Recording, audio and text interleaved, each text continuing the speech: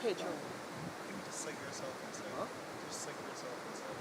I think And it's just fine. face one way with yours. Just We can start. In 2 minutes, we want to plan just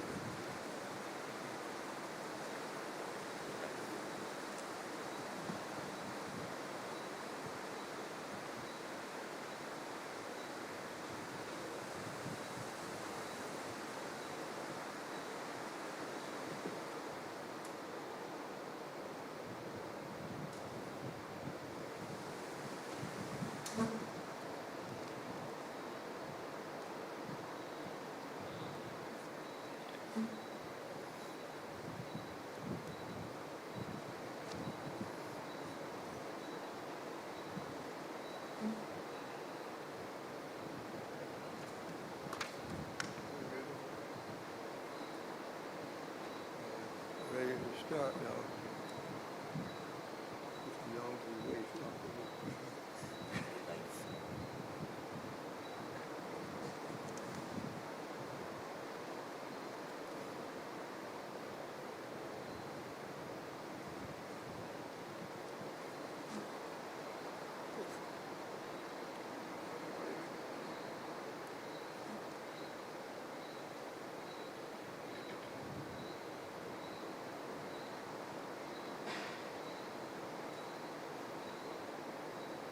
my fellow commissioners of the Parliamentary Reform Commission, President of the Senate and former Member of Parliament for Christchurch East, Mr. Reginald Farley, former Attorney General and Member of Parliament for St. Philip South, Mr. Adriel Braffitt,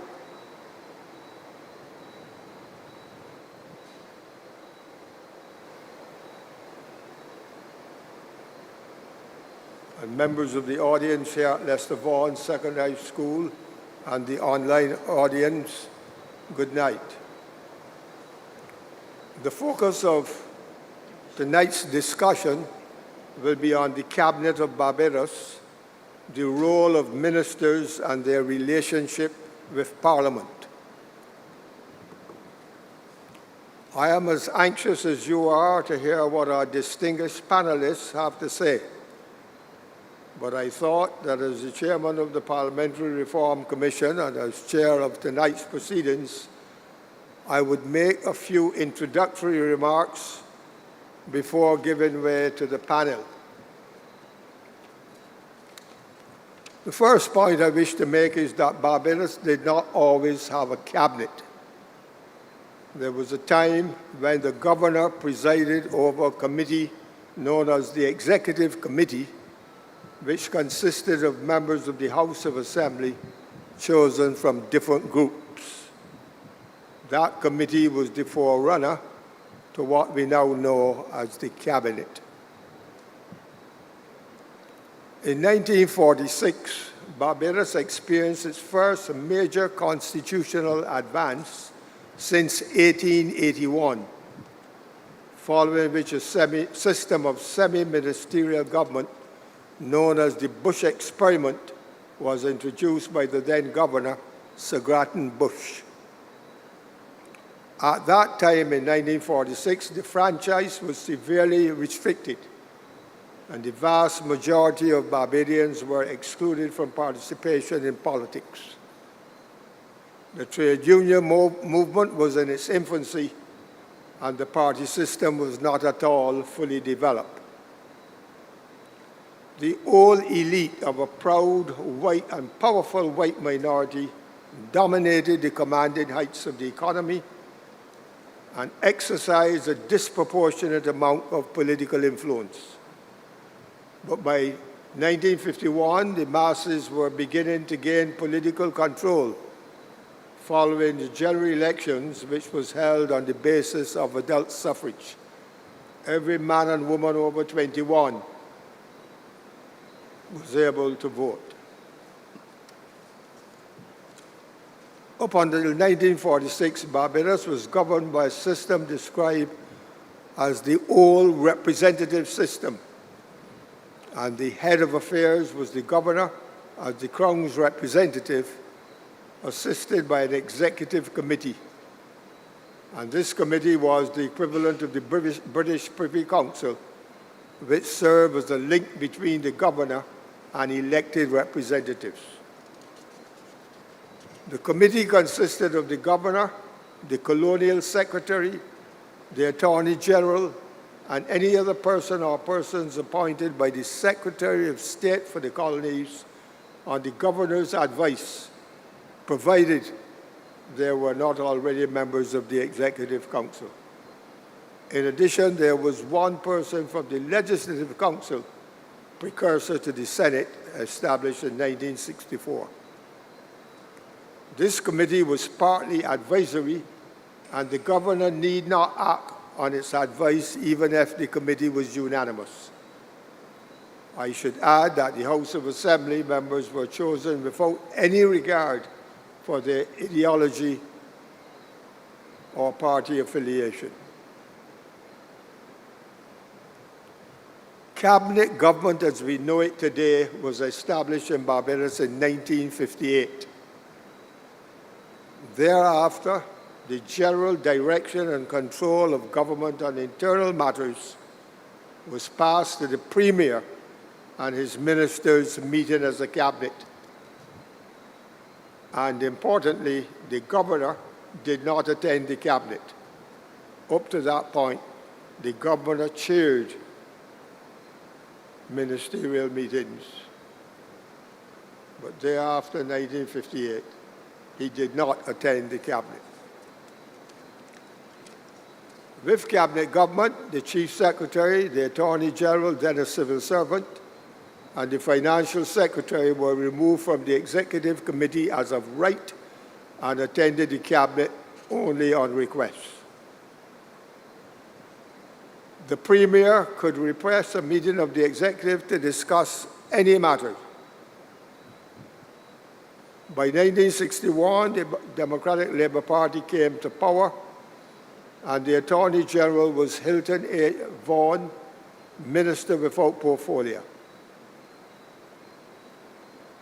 By 1964, 2 years before independence in 1966, the Attorney General was no longer a civil servant, but a political appointment, and the office of the Solicitor General was retained as a civil service appointment. From 1964 until the present time, the office of the Attorney General has remained a political appointment. And that short introduction to some aspects of tonight's proceedings constitute my opening statement, and I will now ask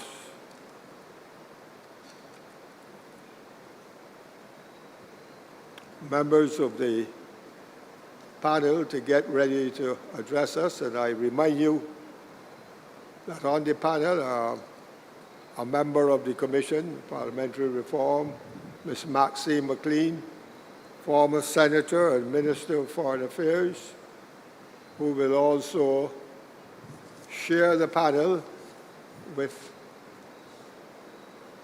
Mr.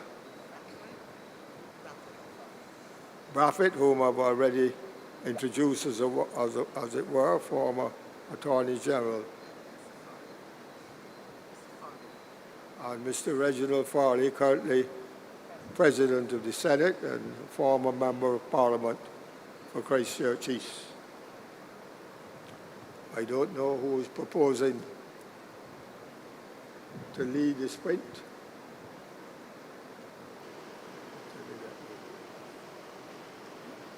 He was pointing to you as who will come first. Thank you, Mr. Chair. We wish to begin with, and my name is Mr. Corey Beckles, for those who do not know me, a member of the Parliamentary Reform Commission, and I thank the chair of the Parliamentary Reform Commission, Sir Richard Cheltenham, for his opening remarks. We want to continue by hearing from Mr. Adriel Brathwaite. Mr. Adriel Brathwaite, he will present for us. I see that there has been some communication between the panel, and it seems the President of the Senate, he will open the baton. Thank you very much, and good evening. Let me thank the Commission for giving us the opportunity to participate. I've attended several of the meetings. I was away last week. I missed that one on the Senate and its future or lack thereof. So I didn't absent myself deliberately. I was just not in the country. But an opportunity to engage with members of the public in discussion on parliamentary reform is very, very important. My brief opening remarks will cover some of the backdrop to the cabinet, what it is, the question of greater accountability to the public, and where the measures be drawn from in outside Parliament and so on. But to set some context, and let me also say I'm happy to share the panel with my two great friends. We were having some light banter before we began, and we said that is the context in which serious work should always be engaged upon. Some light banter to start. So, the matter of Parliament and Cabinet. First of all, these matters are all located within our Constitution. Our Constitution is our supreme law. And Barbados being a representative parliamentary democracy, our Constitution is the supreme law, and it sets out the framework and the arrangements for the government and governance of Barbados. And it is interesting to note that the chapters, there are not many, there are 10 chapters from my memory. Chapter 1, interpretation. Chapter 2 deals with the citizenship and head of state and coming down. There's an entire one for Parliament, there's one for the executive, there's one for the judiciary, the public service, finance, interpretation. And that tells you that these elements are some of the fundamental elements that make up the fabric of the governance of Barbados. Tonight we're dealing with two of them, Parliament and the executive powers as exercised by the Cabinet. So what does the Constitution say about the Cabinet? It says at section 64, there shall be a Cabinet of Barbados, which shall consist of the Prime Minister and not less than 5 other ministers appointed in accordance with the provisions of section 65.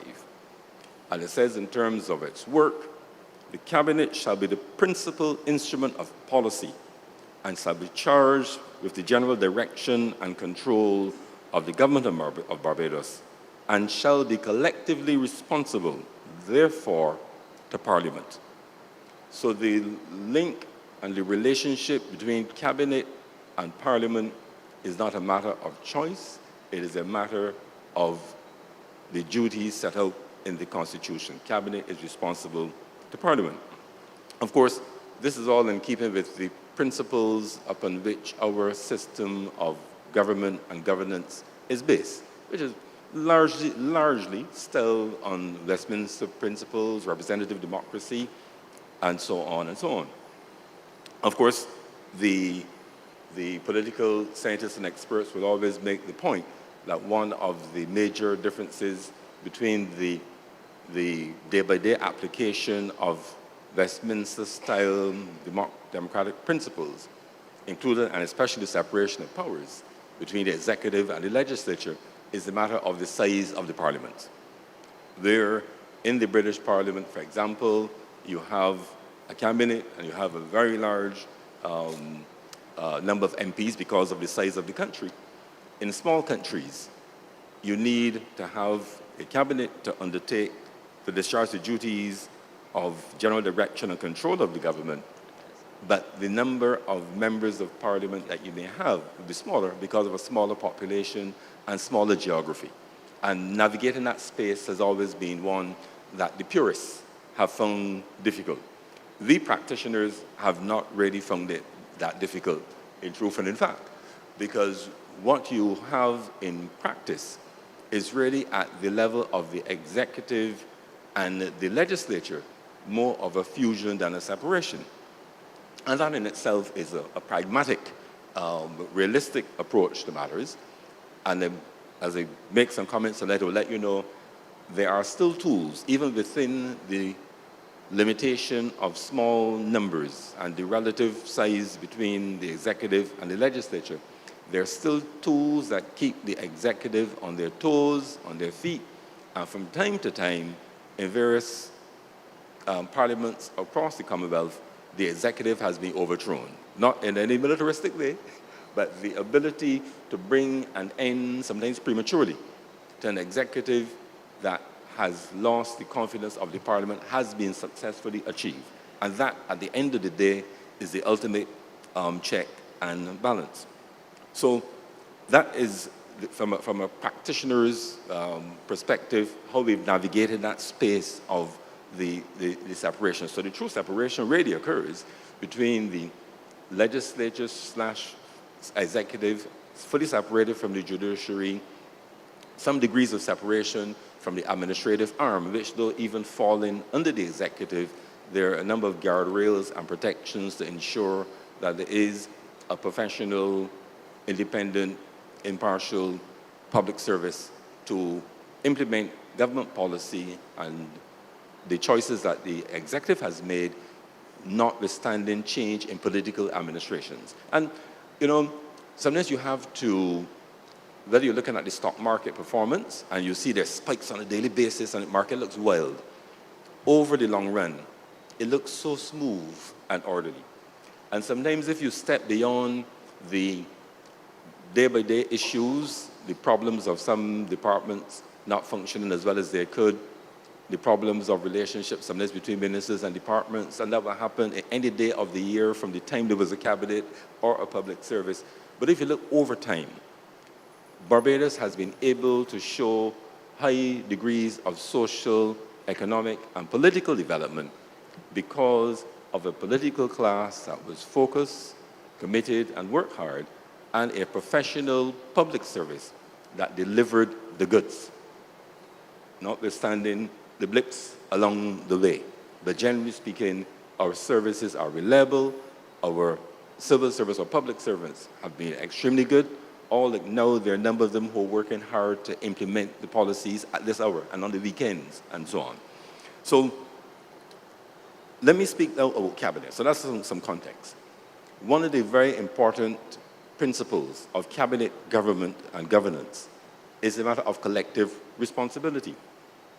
Now, collective responsibility really, to me, gives structure and coherence to our style of operations there. Here's what I'm talking about.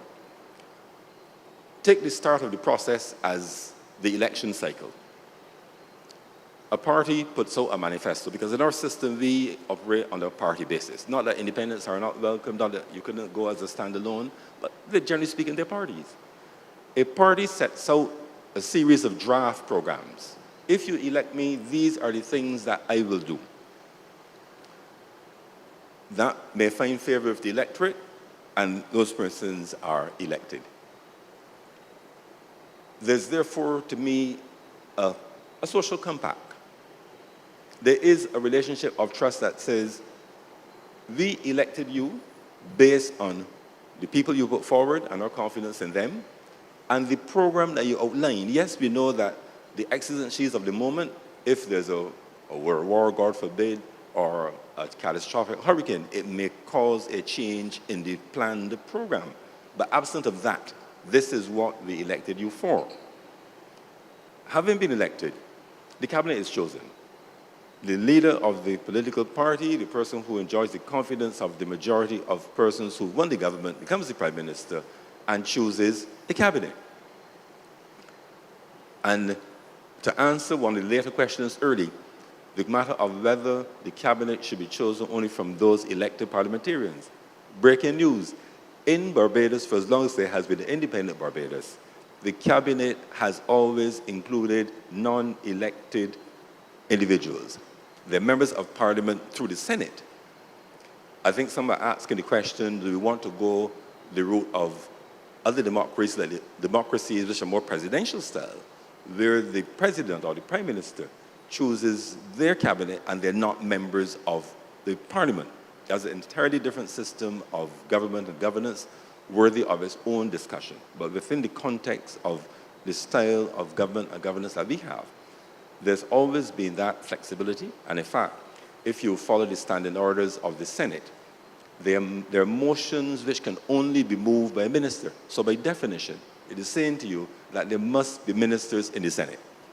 But it also provides a prime minister who is ultimately charged with the cabinet with the responsibility of implementing policy, that they have a free hand to look beyond those persons that have been elected as constituency representatives to bring in other members of the society with particular expertise, particular whatever the Prime Minister may think is needed at the point in time, to head ministries and form the cabinet, and also ensuring that in both houses of the Parliament there are members of the executive present. So that mechanism is there if there's a proposal to expand it, to go wider, but I think some folks who comment on these matters don't quite sometimes recognize that those persons, like for example, quite frankly, I did not run in the 1994 general election, but on the conclusion thereof, Prime Minister Arthur invited me to be Minister of Industry, Commerce and Business Development. Elizabeth Thompson, Liz, ran in 91 and 94, and she came through as a minister from the House of Assembly. I was a minister in the Senate. And therefore, it is possible to, under the system as it is now, to have members of the cabinet who are not limited to being members of the House of Assembly. And I would say that in unicameral chambers, for example, in St. Vincent and the Grenadines, where you have senators and elected members sitting in one chamber, that is a mechanism as well for Prime Minister there to be able to add to the cabinet from choosing from persons who were not candidates in the previous election. Now, collective responsibility is one of the principles that underpins cabinet government. And what is that all about? Collective responsibility is that we are all collectively, we are all together responsible for the policies, the ups and downs of the government, and we are all answerable to Parliament. We are answerable to the people through their representatives in Parliament. So, in a sense, Parliament and people in a representative democracy are synonymous. So, Parliament is the chamber in which it happens, and the representatives are there on behalf of their constituents, but ultimately, we're responsible to the people. Where collective responsibility is helpful, in my judgment, is that having gone to the public, to the electorate, with a set of proposals, having at the start of the parliamentary term had what was called the throne speech, that would now be the presidential or state speech, that sets out the government's plans and programs for the parliamentary term. And this is all part of the accountability. The Prime Minister and the Cabinet agree on that speech, and it sets out to the Parliament and through the Parliament to the people, this is what we propose to do out of our manifesto program in this term. The members of Parliament, the members of the public, are therefore able to hold the executive accountable for the achievement or non-achievement of those things set out in the presidential address at the start of the parliamentary term, what was once called the throne speech.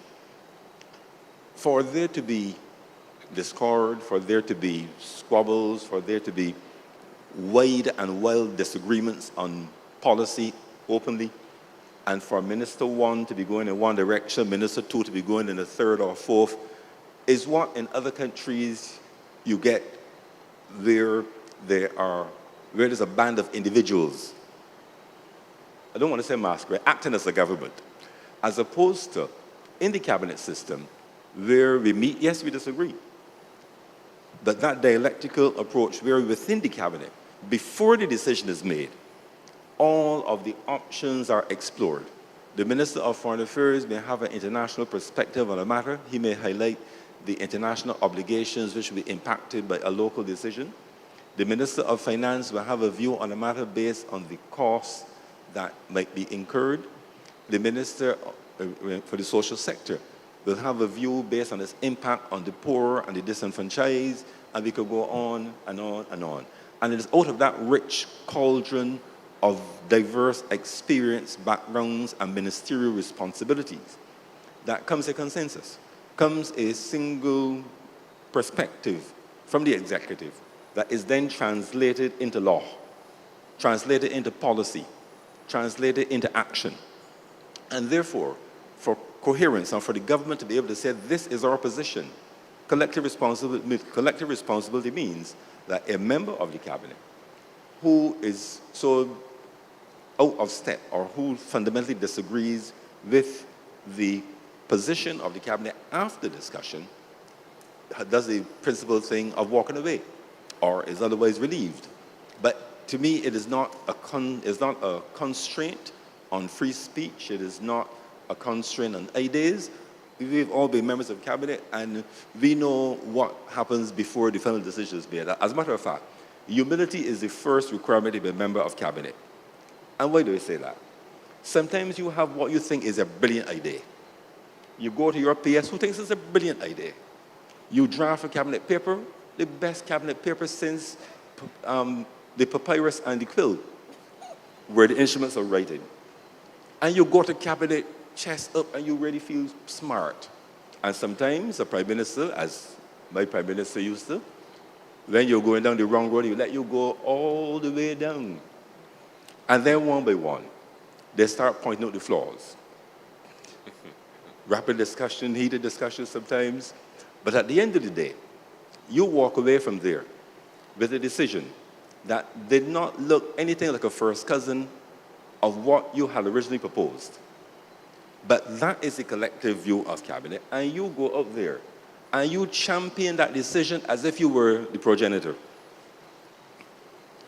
That is the nature of cabinet. Today you win, tomorrow you lose. But the richness, because we all in the cabinet come from diverse backgrounds, and I think the public is not able to see what happens behind the scenes, but it is really a great richness to our deliberations. The other principle that we have to bear in mind as we consider cabinet and its role and responsibilities of Parliament and the public, you also have individual responsibility. As an individual minister, you are responsible for what happens in your ministry, whether you know about it or not. So it is your business to know. You can't say, I didn't know. You're responsible. And you can therefore be called to account by Parliament. There have been examples across the Commonwealth, Barbados included, of no confidence motions being brought against individual ministers for actions in their ministries.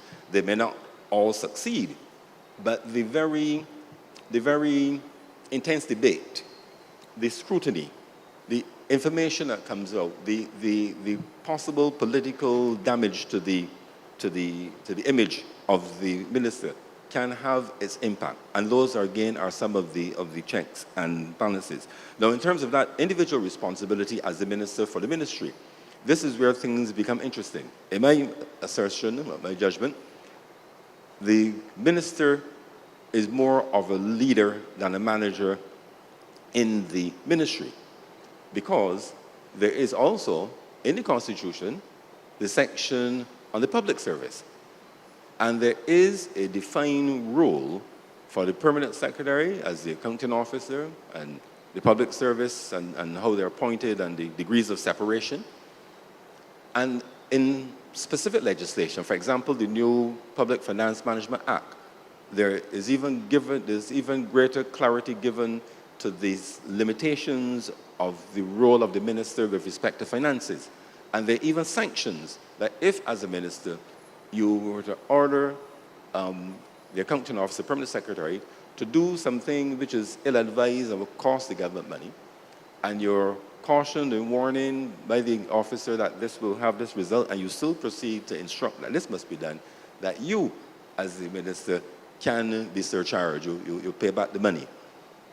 And of course, there are limitations in terms of personnel issues and so on. So that navigating that day-by-day relationship, how do I get the job done? And what is that job? Remember, from the state speech, from the throne speech, you have your set of things to do. as a minister responsible for area X or Y, and or topic, subject matter X or Y, and you have to show progress at the end of the day. So part of that responsibility then is building the relationship with, say, with your CEOs in your ministry, your board chairman, your permanent secretaries, and being an inspiring leader. What I used to do, just quickly as I wind up in this first pass the topic, I would go to the ministry and make a pact with PS and staff. I would say, listen, folks, I do not plan to do anything which would make you ashamed to say that you were at this ministry. And I would hope that you do the same for me. Let us all walk away from this tenure, be it long or short, with a ministry that is brighter, more efficient, more customer focused, that when you go someplace and you say where you work, people will hold their head up and say, oh yes, as opposed to holding their head down in shame. And together we found common ground. Our roles and responsibilities may have been different. We took charge of different aspects, but there was that common commitment towards advancing the goals. And the other thing I would say quickly is that the minister has a responsibility to provide clarity. Your role, or the minister's role, as a representative of cabinet, is to ensure that clear policy instructions are given. If you don't give a clear instruction, anything can happen. I saw in Selvin Smith's, no, I think it was one of the former retired permanent secretary's book. He spoke about the introduction of free secondary education. And Cameron Trudeau was the Minister of Education at the time, I believe, and he went to his permanent secretary and said, well, you know, we have to do this, this is what we have to do. And the permanent secretary said to him, you have to instruct me. So I just told you. He said, no, you need to write me and instruct me to do this, and I will get it done for you. So that clear instructions, what are the goals of the ministry? And I would say that some of the interesting developments that are occurring within the Commonwealth, there's a program called Commitment for Results that takes some of the modern performance management principles used in the private sector, modified for government, that senior leaders, ministers, permanent secretaries, CEOs are using these principles. Stated clear vision, known mission, identified KPIs, key performance indicators for the given year, which include both qualitative and quantitative. So customer service, absence of customer complaints, included financial goals and so on. So everybody is clear at the beginning of the year, the beginning of the parliamentary term, of what you want to achieve at the end, rather than, you know, you already manifesto, you know, just get on with it. And I think that those practices, in terms of the execution of the cabinet mandate, are as important as the development of the goals and the vision. So vision without works really does not get us anywhere. And as I close in this first part, I have much more to say, but I know that the time is short. In terms of increasing accountability, I've noted, for example, over time, the Parliament has expanded the role of various committees. So, for example, in the Finance Committee, which is a committee of the whole House, we now have the situation where, in addition to, in the estimates process, we have the opportunity for senior officers of ministries to be able, in the committee stage, to come and to discuss with parliamentarians, answer questions, explain positions, and to me that has been extremely useful as a means of giving that information to the public, because we as MPs, we are representatives of the people, and in Parliament, the executive reports to us, reports to the people through us. The other quick initiative that I would want to make mention is the recent establishment of standing committees, 4 standing committees, which rather than, previously the only standing committee was really Public Accounts Committee and the Finance Committee. And all the other committees were ad hoc on an issue-by-issue basis. But you now have committees which have oversight for major social and economic policy areas, and those committees can bring experts from the private sector, the NGO sector, and involve the public more fully in the work. And finally, this is one that, because we've had it for so long, sometimes goes unnoticed or unremarked upon. There are some people who lament, oh, you know, but we don't get crowds in the parliament anymore. And I wonder, is it because A.J. Bradford and Reginald Farley and Maxine McLean talking nonsense and nobody wants to hear them? They're forgetting that for many years now, 100.7 by CBC, I think they use 94.7 sometimes. There's a YouTube channel, there's a Parliament TV channel that you can stay where you are, from Timbuktu to wherever, and watch and listen. You don't have to do it live. You can go back tonight and check what happened in the House today. And that kind of open democracy where, yes, the representatives are there in the chamber to take the reports of the executive and to hold them account on your behalf. But you can also, as citizens, be active in our democracy by paying attention, and you can make your responses, because we those of us in the parliamentary space, we're responsive. Public opinion matters. And as I close, I want to say that the cabinet function is an important function in the political structure of Barbados. Are there ways in which it can be improved? I'm sure there are. We'll be happy to hear those.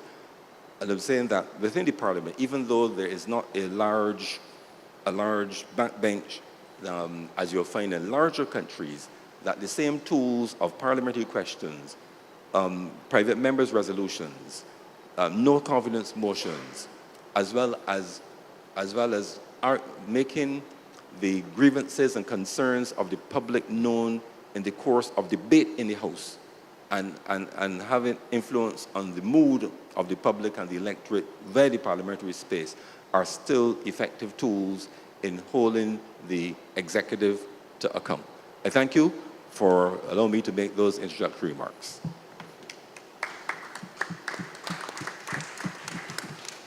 Thank you, Senator Farley, for that presentation.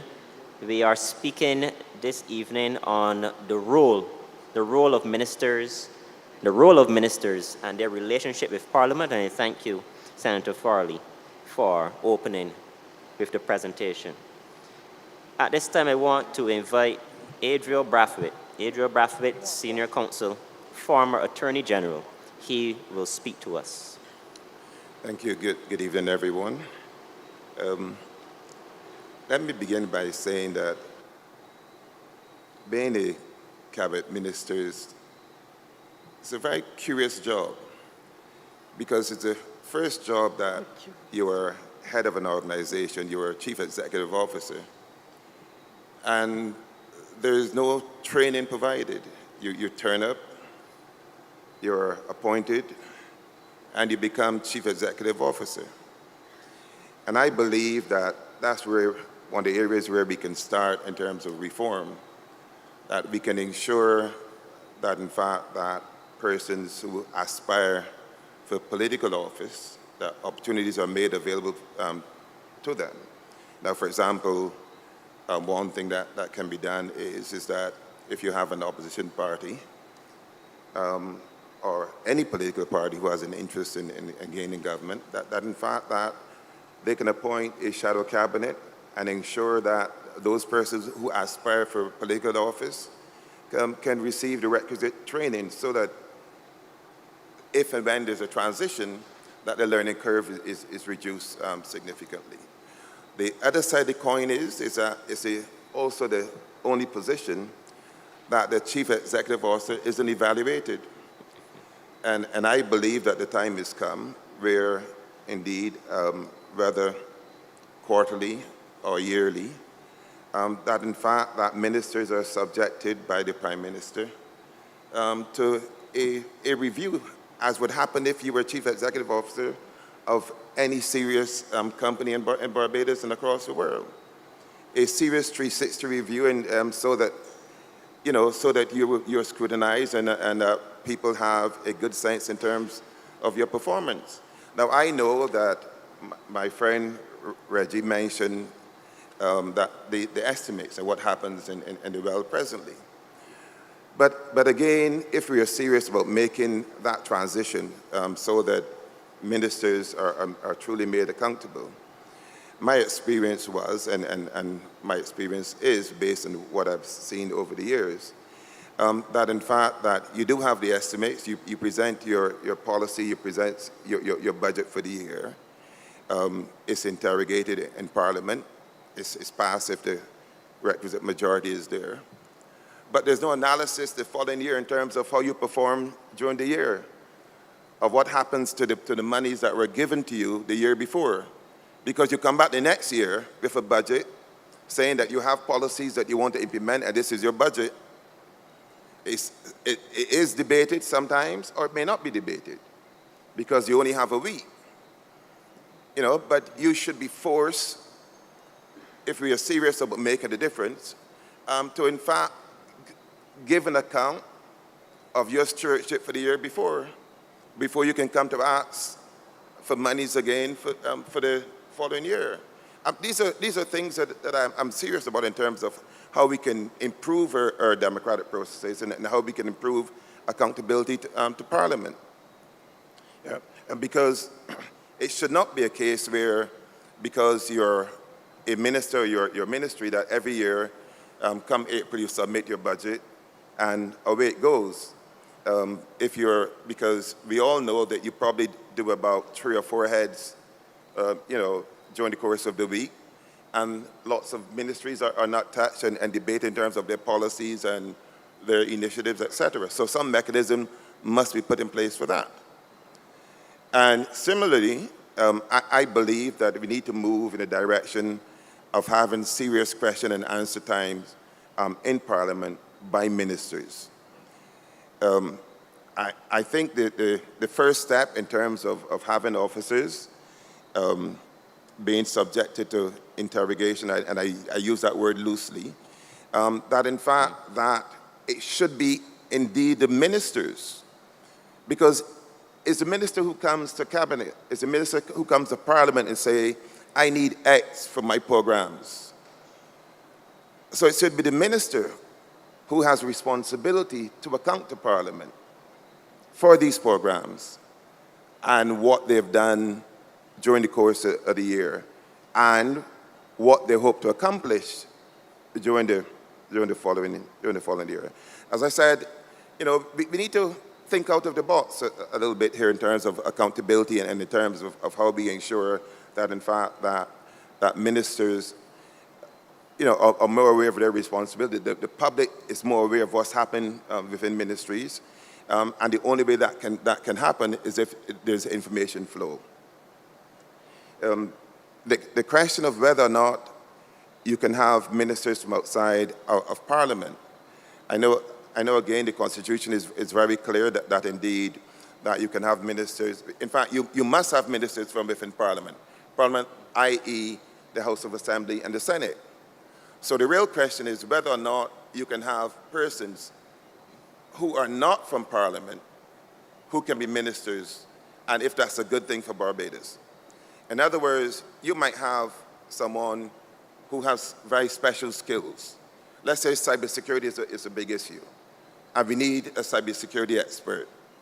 You might have someone who might be interested in being the minister, or who the Prime Minister might be interested in appointing because for those particular skills. But that individual may have absolutely no interest in Parliament or parliamentary life. And that's why in some countries, that in fact, that persons who are not members of Parliament and who are not required to be members of Parliament can become ministers. And according to my notes here, France, for example, Germany, and the Netherlands, that you need not be a member of Parliament, you need not even be a member of a particular party to be a minister. But of course, once you're a minister, regardless of whether or not you're a member of Parliament, and you should still held accountable, as I began in terms of being able to come into Parliament and accounting for your stewardship. So I've expanded from Reggie's presentation in terms of that, yes, that presently the Constitution does allow us to have ministers who are not elected. But I'm saying that in fact that we can, if we so desire, go further and have ministers who are not members of Parliament. Because in a small country like ours, you know, are we not robbing ourselves of being able to choose from the best brains available if in fact we have that tie that you either have to run for elective politics or be involved at the level of the Senate? It's just something worthy of consideration, you know, as far as I'm concerned. In terms of cabinet, cabinet has, and I believe this still obtains, and forgive me if I'm not correct, but cabinet does have the ability to have several subcommittees, and that's another area that in fact that we can use or we do use to ensure that more resources are available in terms of intellectual resources are available to the government. So because the subcommittee need not be made up only of ministers, that in fact that the subcommittee can bring in whatever resources it requires to assist them in terms of creating policy. Policy. As you know, the responsibility of cabinet is in fact to all new policy initiatives nationally goes through Parliament. White papers, green papers, legislation, initiatives in terms of if you want to have an international conference, for example, here in Barbados, all these wide decisions are taken in Parliament. But Cabinet. But Cabinet meets once a week, usually. And you cannot get all of your work done within that framework, within, let's say, the Thursdays that we used to meet. And that's the strength of having the cabinet subcommittees, that they can tease out and interrogate initiatives. That legislatively, for example, that they can go through the legislation from top to bottom, look to see that the policy matches what is actually being drafted, so that by the time it comes into cabinet, that in fact that the ministers then can feel a bit more comfortable because in fact some of them are usually part of the subcommittee in any event, but it is less likely to have challenges when it reaches cabinet because in fact it's being subjected to a complete interrogation. And again, I said that's another tool for us to ensure that the best intellectual property available in Barbados is put to use within the cabinet framework. One of the issues that we've had, and we must face this as a country, is that from time to time, you would hear that ex-minister doesn't want to work with XPS because XPS is a supporter of the Barbados Labour Party or supporter of the Democrat Labour Party, etc.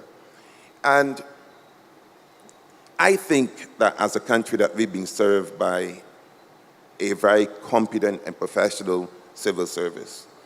The issue has been, and this is not generic to Barbados, the issue has been the style of the minister and whether or not the minister sees himself indeed as a chief executive officer and therefore he must be involved in all activities and the day-to-day activities of the ministry, which includes the departments attached to the ministry, or if he sees himself as a policymaker, and that in fact his role is to ensure, along with the permanent secretary and the senior officers, that in fact that the policy initiative that has been brought by him, that there's buy-in for it. And it's a question of style. My style is that I would have all the departments in the ministry at least once a year. We sit down so everyone knows what they're doing and what they're supposed to be doing. And then one-on-one, from time to time, I will meet with individual heads so that I can keep on top of what's happening from a policy perspective, not from a day-to-day perspective, because I saw my role as not the chief executive officer in that sense. This is what we're trying to accomplish, and you need buy-in. And that's, again, Reggie emphasized that in fact, that you cannot have buy-in if you don't explain to the members of your ministry what exactly you're trying to accomplish and how you're going to accomplish it. One of the lessons that I learned very early, and I'm grateful to the PS for it, is that PS Isaac Wharton called me and he said, "Minister, do you have a few minutes?" I said, "Yes, PS." She says, "Minister, my role is to ensure that whatever you want to accomplish within the laws of Barbados, that in fact, that once I can get it done for you, I will show you how it can be done." And I took her at her word, because with her vast experience and within the public service, I felt that I had no training. I never worked in the public service, so therefore I needed to rely on my PS. But of course, the literature tells you that you have ministers who then the PSs don't get along. Not this, as I said, it's not generic to Barbados. This is, you know, internationally. This is in the UK, in Sweden, wherever. But you cannot get buy-in unless, of course, there's mutual respect and understanding. And that's why I began by speaking about training. Because if you have no training, you never know who's going to turn up and be a minister. There are no qualifications to be a minister. And indeed, in some countries, there are no job descriptions for the ministry. You know, but that's a separate issue. So training is important, so that you then know how to transmit your requirements in terms of your policy initiatives, not just to the PS, but down to your ministry. So again, like Reggie, I just thought that I would touch on a few areas initially, and I'm sure that I'll come back. Thank you. Thank you. We just heard from Adria Brathwaite, Senior Counsel and former Attorney General. Now we turn to Ms. Maxine McLean, former Cabinet Minister. Thank you very much, and I want to thank my two colleagues here, and I will start by refreshing our memories as to what we are doing, because I do not intend to rehash what was said by my colleagues, but in fact to refer to some of them. So just again to remind you, we are looking at the Cabinet of Barbados, the role of ministers and their relationship with Parliament, and we were asked to address some questions that have been posed. How can we achieve greater accountability to the public? And the second one is, should ministers be drawn from elected parliamentarians outside of the Parliament? What we had so far, and I will try to put my thoughts within the frame of what we've heard before. And I would suggest that Mr. Farley, I should say His Honor, as the young people say, respect due.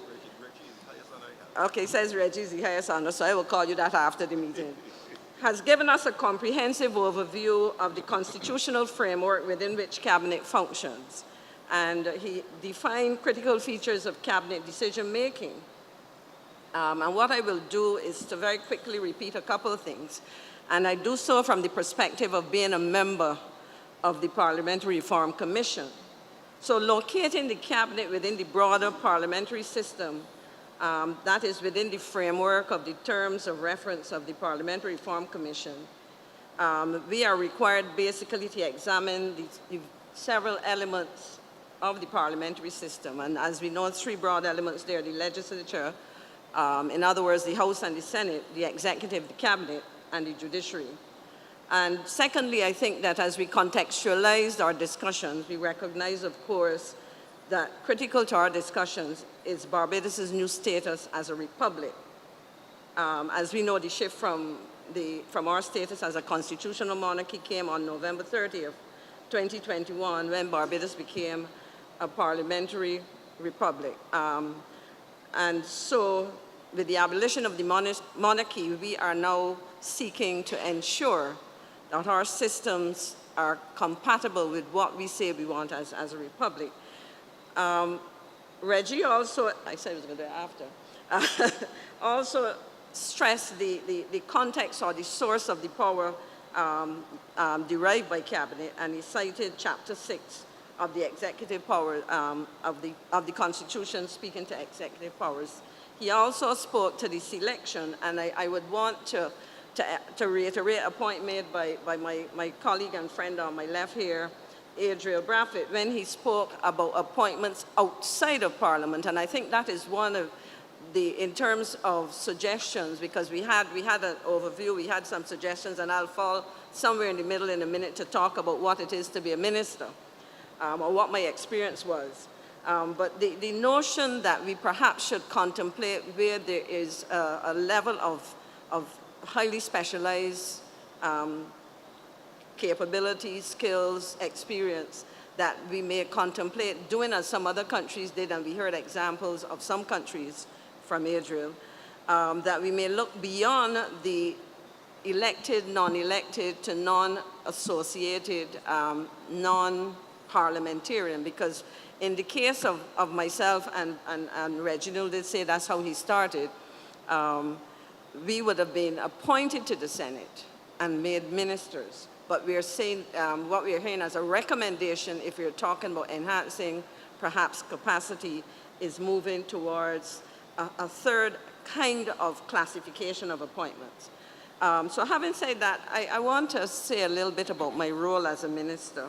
I was appointed first as a minister in the Prime Minister's office, but I spent pretty much most of my time as Minister of Foreign Affairs and Foreign Trade. And at the same time, I functioned as leader of government business in the Senate. And what that meant was, as Minister of Foreign Affairs and Foreign Trade, I had responsibility for, I would say, Barbados's face internationally as it related to foreign policy, but it was done within the context of foreign policy as it relates to domestic policy. And so, as a Minister of Foreign Affairs and Foreign Trade, you have an interesting relationship with your other ministerial colleagues, because your work in theory and in practice touches on the critical elements of policy, whether it is labor, it is trade, it is tourism, it is agriculture, it is social policy, because we engage as a country on what we call a bilateral and a multilateral basis, and therefore it was critical that as foreign minister you understood the nuances of, government policy as it related sectorally and so on. And so that was critical.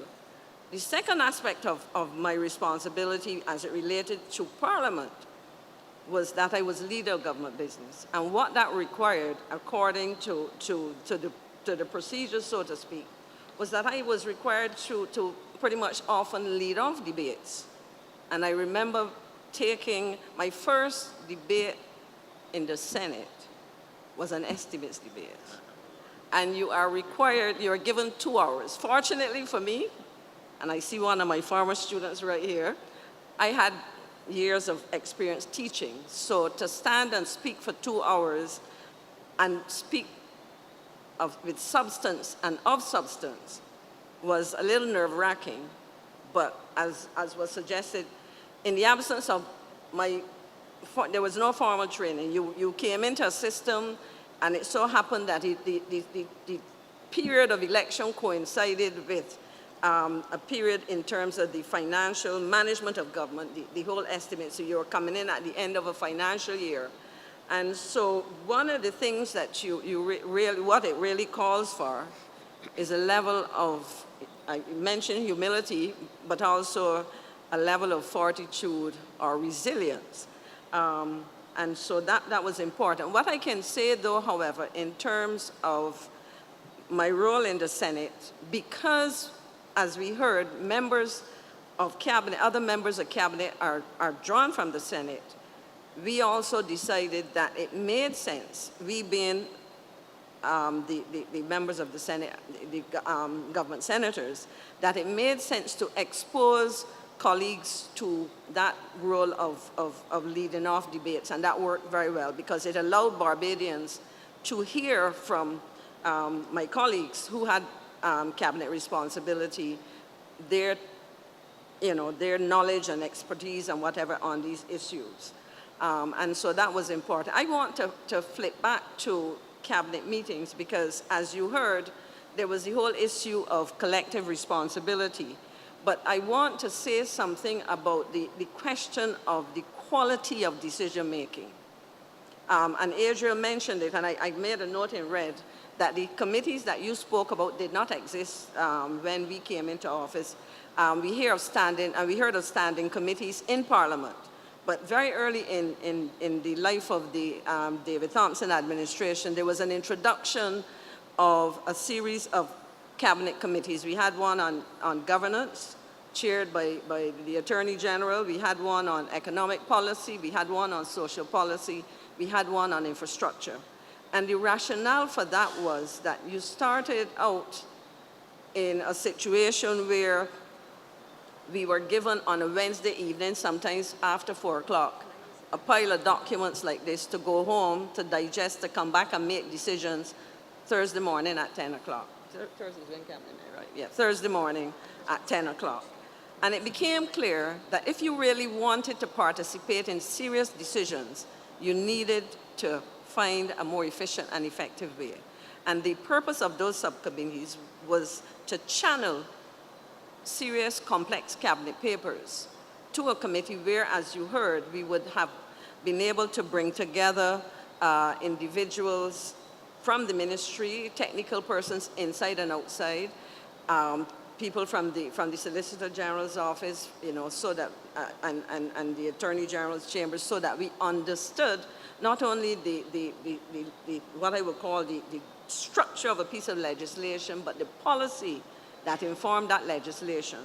And so in terms of operating as a cabinet, those committees were very critical to enhancing the quality of understanding at the individual and collective level, but also at the level of ensuring that when a piece of legislation went to Parliament, it was well scrutinized, and the chances of having to perhaps revisit a piece of legislation after it had been passed would have been you know, minimized. I'll quickly, and I would suggest to the Chair Corey that you can signal to me when my time is up. I also want quickly to say something about the minister and policy implementation, again, something that was touched on. Very important there is that while a minister leads his or her ministry, you are actually supported by the permanent secretary and other public officers. My situation, because of my background, I came to government as a person with 17 and a half years full-time teaching and management across the spectrum of management. My first degree was in public administration. I had worked in the public service. I also would have served on corporate boards, etc. So taking that experience together, it was a plus, and if I were not careful, it could have been a minus, in the sense that not only did I see before me former students of mine, which was a good thing, but I also knew that in terms of experience and knowledge, I perhaps understood some issues, but I had to avoid overstepping what I would call the boundaries of the role of the minister and the role of his or her advisors. And at all times, the advice of the technical persons would have been important. I recall, and I use this as an anecdote, I recall one meeting, because I often had meetings with heads of department, etc. And somebody was explaining something, and I sat patiently. And then I said, maybe that's not how it should be. And when I started to speak, I literally saw a young lady before me, her eyes opened up. And I said to her, yes, I know a little bit about these things. Because I think she didn't realize that I knew what we were talking about. But I think in terms of ensuring that there's a good relationship, the word humility was used, consultation, and accepting the perspectives of others is all that's so important. And I think generally in terms of perhaps improving, and since we had some of those suggestions from Mr. Braffett, what I would say is that a critical part of improving this process, and I want to touch on something Adriel said in terms of preparation. while traditionally political parties do have shadow cabinets and spokespersons, etc., the focus is speaking perhaps to policies that are in place, speaking and, to legislation that is being contemplated. I do not know the extent to which, and this was advice I gave to a young candidate back in the 90s when he was a student of mine, when he said he was interested in running for political office. And I said to him, one of the things that you need to do is to understand the workings of government. Because while you may be able to speak on tourism policy or agricultural policy or problems in the health service or whatever the case may be, you need to understand the mechanics of the workings of government.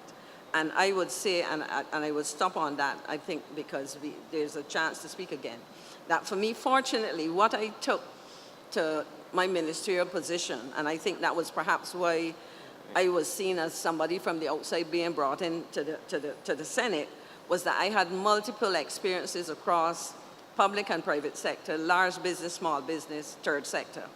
And so I would say to any person in this room who is contemplating a political life, I did not, and that's why I probably ended up in the Senate and stayed there.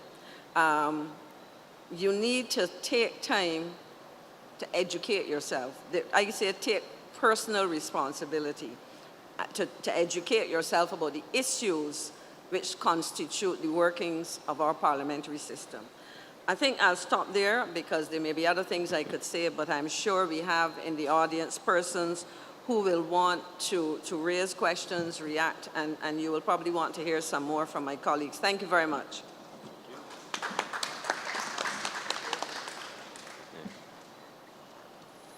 Thank you, Ms. Maxine McLean. Is there anyone in the audience who would wish to comment or ask a question?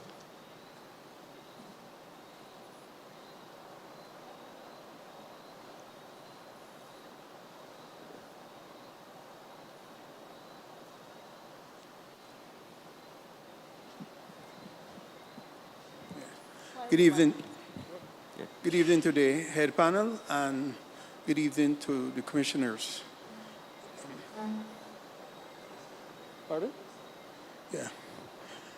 I have a few questions I would like to ask.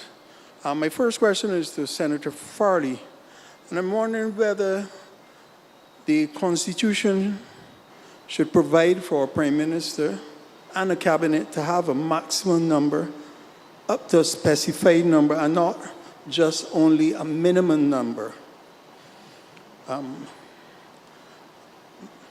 I can ask all the questions once and then sit down. Yeah, please go ahead. Okay.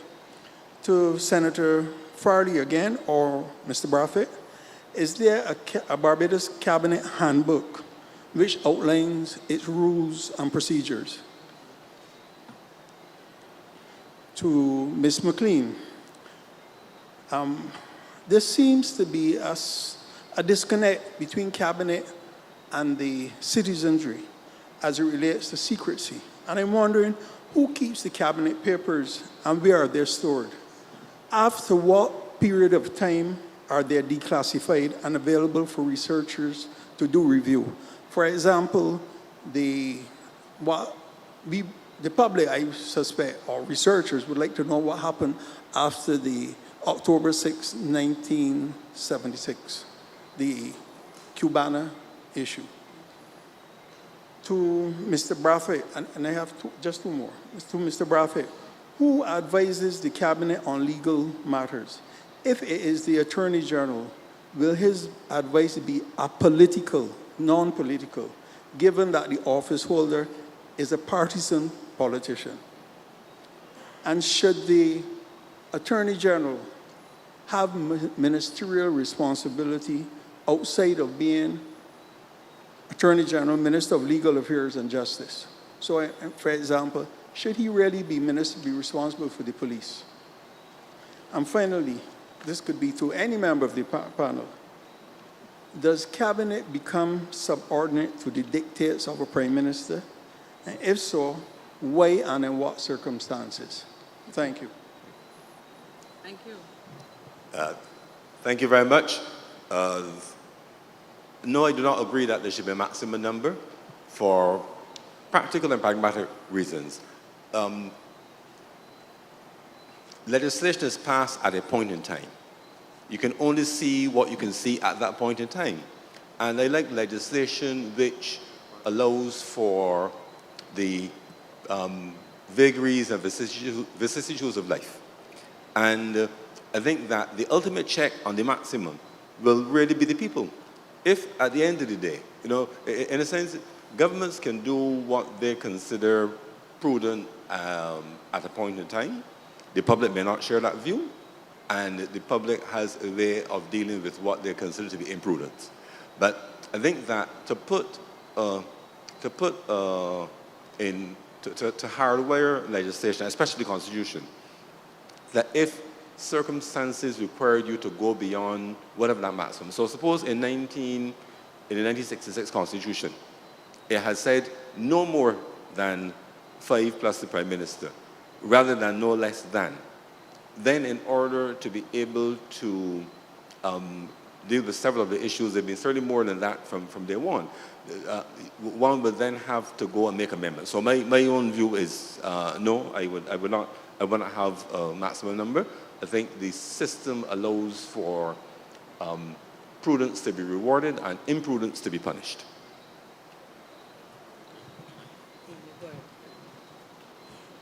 Permit me to comment?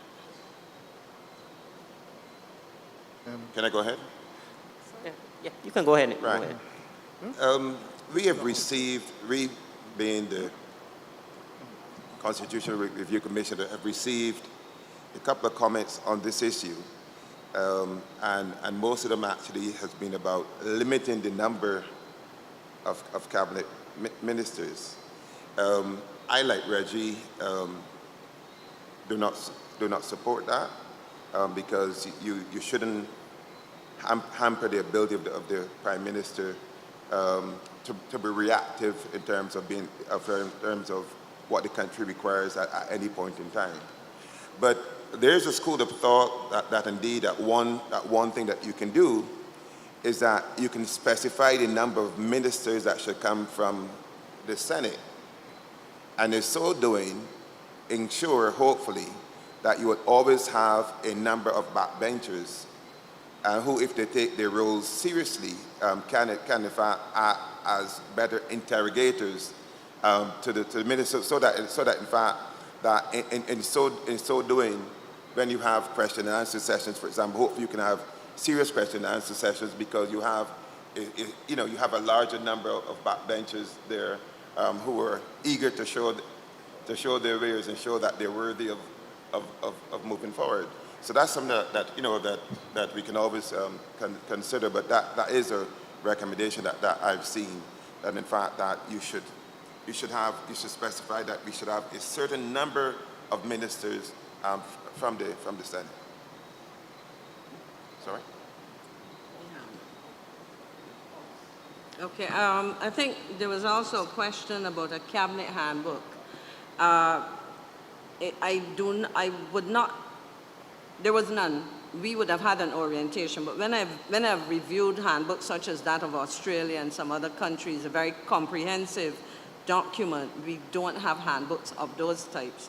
And so that clearly is something which can be very useful beyond any orientation and small, short documents to support some explanations of what you do. You also asked a question, I think, to me about cabinet papers. That was it? Yes. What I can tell you, and secrecy and what happens to them. When I was leaving the ministry, I would have taken with me, and they were packed up for me, minutes of cabinet meetings, not all the individual papers which came and so on, which really summarizes what would have happened. And I have those in my possession somewhere, which I won't tell you where to find them.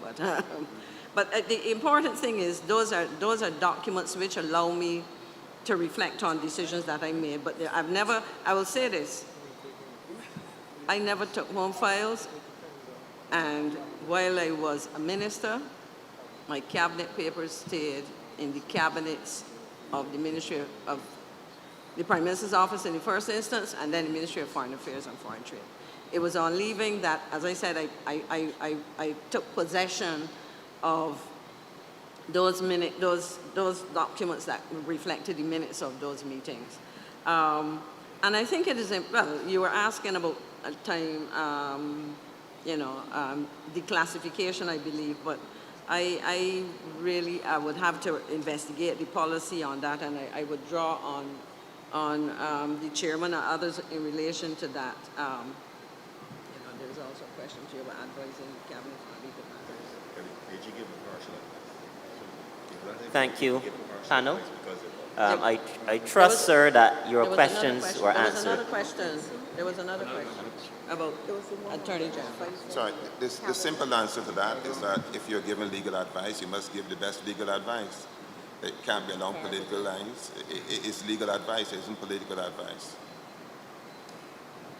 And the other question, the last question you asked about whether the cabinet is subject to the dictates or dictatorial perspective of a prime minister.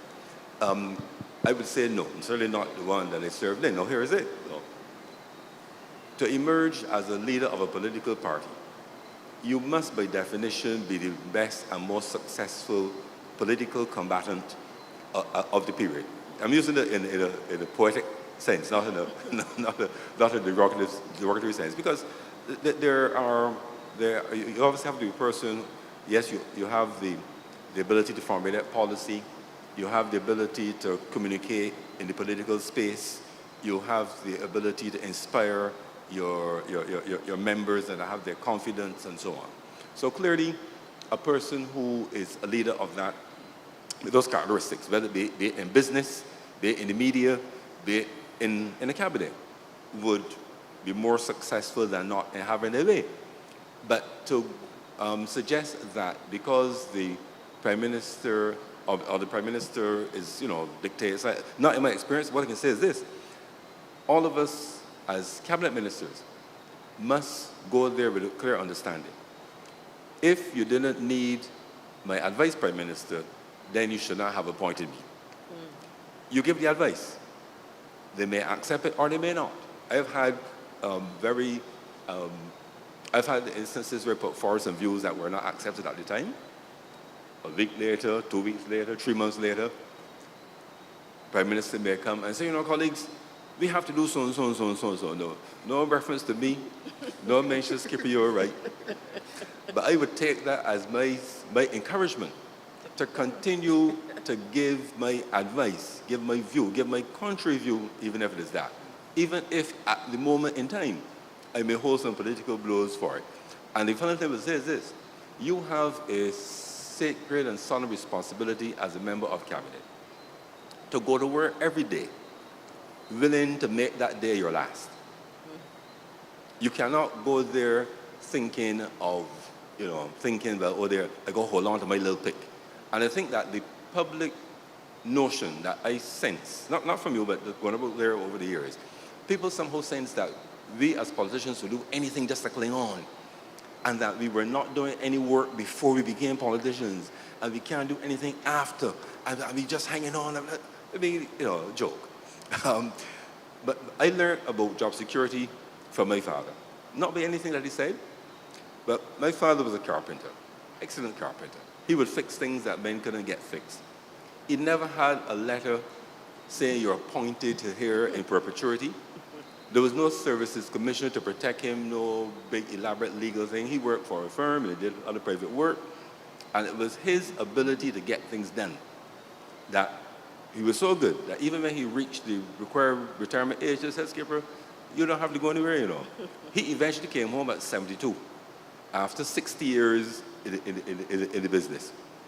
And that is security of tenure, where you have skills and knowledge that somebody is willing to pay for, willing to monetize those skills. So for me, I saw my responsibility and the opportunity to serve as I had a set of skills which the Prime Minister believed would be useful in the cabinet.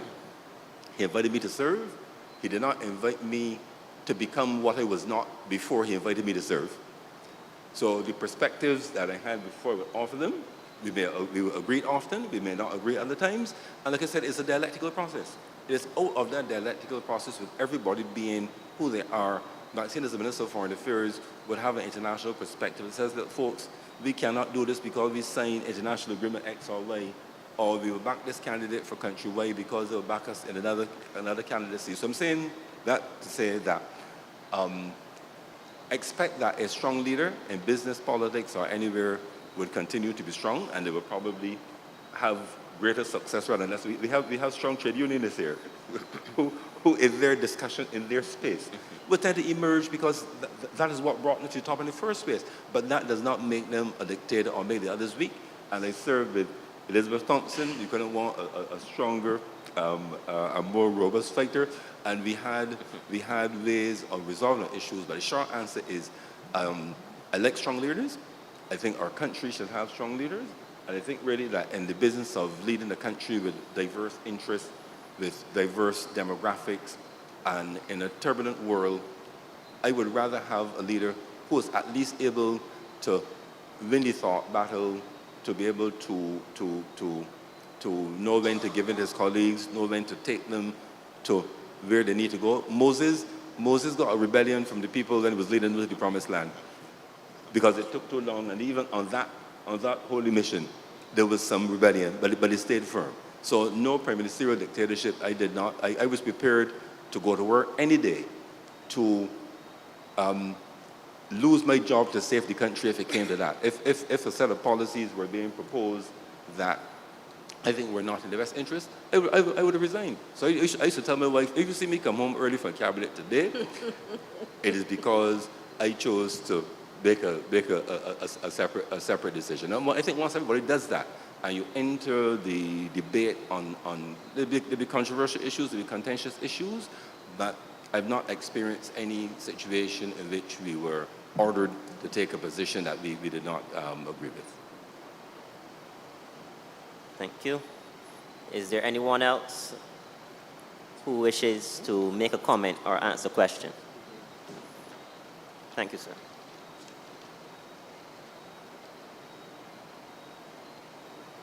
Good evening, everyone.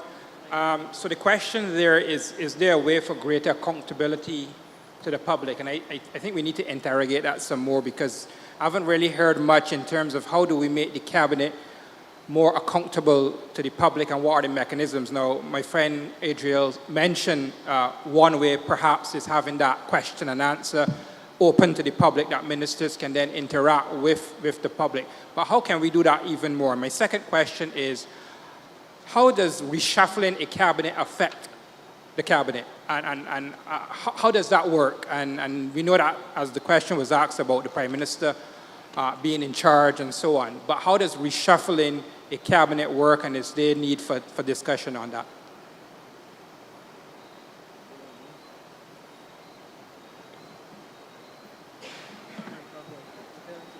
I would probably say a little bit about the issue of enhancing accountability, and perhaps you can, I will also hazard a guess as to what might happen in terms of major reshuffles having. But I think part of the issue of accountability has to do with the provision of serious information on not only the decisions, let's say, of cabinet, but on the impact and the outputs, the outcomes of those decisions. So in essence, we would have heard reference to what happens after funds have been allocated to a particular ministry, or to a set of initiatives, etc. So what is the reporting mechanism? I mean, we have had sessions where public servants report on the state of infrastructural investments and whatever else. But how is that information communicated to the public in a way that is properly digestible, that does not unnecessarily cloud your mind, over providing more information than you can properly absorb and so on. So I think part of it is communicating decisions, but more importantly, impact of those decisions and evaluation. There's an interesting, I had the opportunity to meet the the rule of Dubai. And there's a book he wrote, and this is one of the things he did with his cabinet. Every year, there was an evaluation of each ministry, and the results were posted on the outside of the ministry. So you could see, I mean, this is kind of extreme, but you could see, and I'll share the book with my colleagues so they can, of the commission, but you could see the performance. So you can imagine the feeling not only of the minister, because the minister is not the minister and the ministry staff. So there was, it's like saying to my son, if you do something wrong at school, I'm going to come to school and beat you. Because think of the humiliation, and I mean, that may have been extreme, but there was a process of evaluation and reporting, not only internally, but publicly. Accountability, when you speak of cabinet accountability, you also have to think, because cabinet essentially is responsible for policy. Implementation is by and large that of the public officials, the administration. So when you talk about accountability, and I'll stop at this, it has to, in order to speak to the accountability of the cabinet, that is to the individual and member and collectively, you also have to have a systematic way of evaluating the process of implementing of those decisions. And I think that has to factor in there, because it isn't something that happens, ministers waving a wand and getting things done. So that accountability has to move along the entire decision-making and implementation process.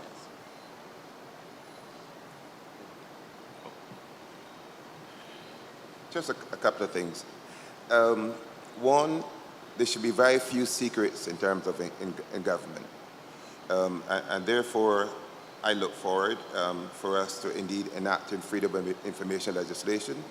I know the public believes that, in fact, that government wants to hide everything, etc. And that will go a long way to appeasing those, those individuals in particular who believe that in fact, that government is hiding things all the time. And of course, if you have more discussions, one of the responsibilities of a minister, for example, I believe, is not only to ensure that his policy is transmitted correctly and effectively down through his ministry, but in fact to the public. So he can use opportunities when he meets the press to engage them. Just like how the press will come with their agenda, with their questions, you can go to them, with your policy initiatives and share with them, and hopefully that way they can be conduit between you and the populace. Yeah. So, the issue in terms of reshuffles, just like the choice of ministers is purely the prerogative of the Prime Minister. Ironically, this afternoon in my reading, one of the sections that I read was a comment in terms of the number of reshuffles that they've had in the United Kingdom over the last 10 to 12 years. Mm-hmm. And I think the author suggested that indeed that the frequency of the reshuffles have inhibited ministers to effectively implement their policies, because on average ministers were serving for just over 2 years. Mm-hmm. And it probably takes about 2 years to get your legislation, get your policy in place so that you can champion it. So that's the other side of the coin, that in fact you shouldn't just reshuffle for the sake of reshuffling. It must be, some rhyme or reason other than the fact that the media determines that, well, we haven't had a reshuffle recently. Why have we had a reshuffle? Thank you very much to the panel, and also to Sulman Bulbulia for the question. He is also a member of the Constitutional Reform Committee, and we thank you for joining us this evening. I want to read a comment from Mr. Moore, David Moore, and the comment is: the structure of government will have to be modernized for the new republic, And perhaps the Constitution may need to be tweaked a bit with full public consultation and surveys being carried out. Also, greater community participation with full representation from each parish, a council of elders perhaps, actively playing a role in some of the decision making. I just want to read that again. The structure of government will have to be modernized for the new republic, and perhaps the Constitution may need to be tweaked a bit with full public consultation and surveys being carried out also. Greater community participation with full representation from each parish, a council of elders perhaps, actively playing a role in some of the decision making. The panel need not respond, but if you so desire, you can to that comment. All right. And unless there are any other persons in the audience who wish to comment. Yes. Yeah.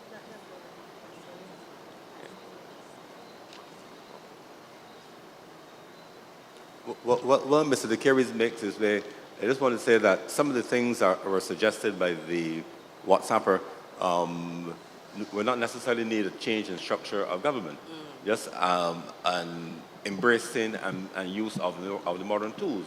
So, for example, surveys. To me, there's SurveyMonkey, there's this, there's that. There are a lot of interactive tools where we can, without having to change any structural elements, have a more participatory democracy, both at the parliamentary level, as well as on the community level, and even in terms of government departments. In terms of delivery of service, government departments need to be bold enough to invite and make it easy for clients, for citizens, to give feedback on service or lack thereof. Because you can only fix a problem if you know the problem exists. So if I was running a restaurant, I would rather have things in place that the customers could tell me that my food tastes a little bad, and they could fix it when there's only a few customers making that comment, that it goes and goes and goes. So I think sometimes we as government, we sometimes do not take on that customer focus and kind of earn their ongoing support, because we're providing a regulatory service. Yes, but we need to do it in a way that brings satisfaction. So I'll take some suggestions there, but a lot of it can be done without having to change structure to make it more participatory and easy for citizens to make their inputs. Sorry, Mr. Carries. Thank you. Trying to address the objectives written up on the screen there. One comment and maybe a question. The issue of non-parliamentarians being in the cabinet, I would support, obviously with a limitation, maybe 10% or 2 people.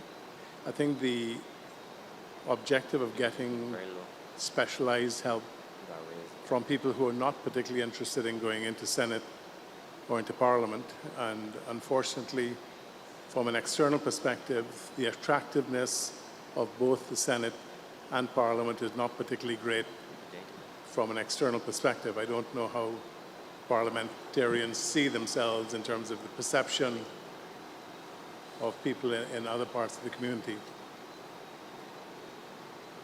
Sorry. Not here.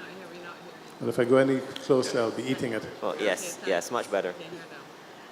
Okay, so maybe just to repeat very quickly, I'm in support of having up to maybe 10% of the cabinet being external people, that you can get the resources into an important decision-making body, but without the elaborate procedures of going through Parliament and the Senate. The second one is really a question for our esteemed panel. The issue of accountability comes up in many, many ways. I actually think in Barbados we have a very, very serious challenge with accountability. And the issue really is accountability is providing an account. So when you provide the account, what happens then? And the Kadair sort of mentality is very prevalent, and in fact, in many cases, and this runs right through the private sector, so they're not exempt from this sort of feeling.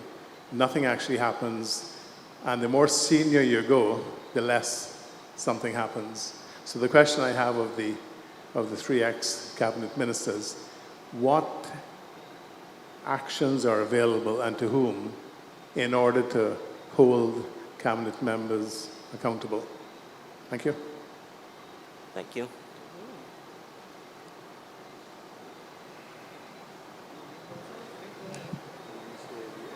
I would probably have preferred a little more specificity in the last part of the question.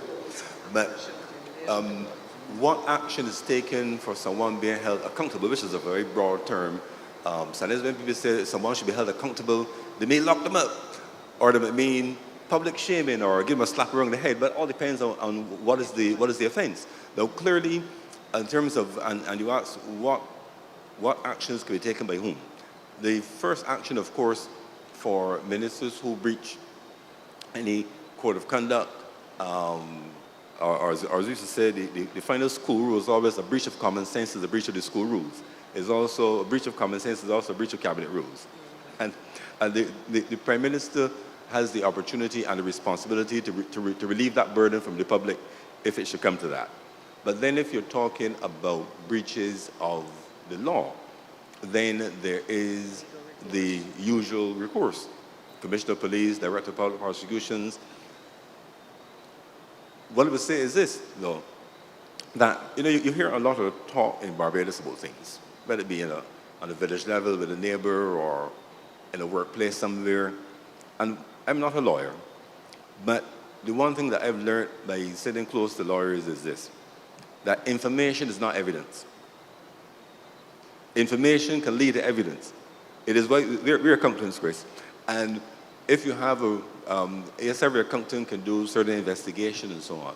But if you have a problem and you really suspect that there's some criminal stuff, you need to get a forensic accountant to come in to generate the information that, based on their additional special training they know, would stand up in court. There are situations where, in relation to public officers, you may tell somebody will call you and tell you, look, John Brown asked me for so-and-so, for so-and-so. But that person, that complainant, is not willing to go to a police station and say, my name is Tom Smith. I live at, Culpeper Island. And on the 18th of June, so-and-so in Department X made this improper suggestion to me. And that is what really is needed to trigger some of the level of quote-unquote accountability that is being asked about. What I can say is this, though. There is another side of all that, and that is that if we can put a lot of systems in place which are preventive in nature. So, for example, if our public services run well, so you know that before you go down to Department X, you need 5 pieces of information, and when you go there, you don't have to beg a favor or otherwise create inducements to get the thing done. If we can do more of our stuff online, and once you're entitled to this, it is very clear, then it reduces the temptation for any reverse incentivization. So for me, my view has always been that one of the things to do on our list always must be to have as one of the policy requirements of our ministry for our officers to find ways of simplifying things, to put certainty and to remove uncertainty, to ensure that the public is able to get the services that they're entitled to. And in fact, I used to say to people as they did investment promotion tours in Barbados and overseas, so if you see me somewhere, shout me. If you see me in the shipping having a drink, shout me. But you do not need to come through me to get the incentives that concern you. I'm not in that. You don't need any special arrangements with me. All of what you are entitled to is there in the law, and your accounting firm, your attorneys, whatever, go through due process. So I used to declare up front what my position was at that time and still is. So due to the lack of specifics in your question, Chris, I'm just stating some general principles really which that our systems in government need to be more certain, where one does not have to ask anyone, whether they be a clerical officer somewhere or a minister, to facilitate a process that should be easy and automatic and human-proof, and that where people do, in fact, match the crease, because those are things that cause a loss of confidence in the public concerning their ability to get their just due and to get their services done, that we should apply all of the sanctions which are available, from relief from the duties to any other sanctions that the law would allow. If I might speak to that, because like Reggie, you were not specific, and therefore if you're talking about accountability, I think what I was trying to capture your words, what actions are available and to whom? Actions in relation to what? Illegal activity on the part of a minister?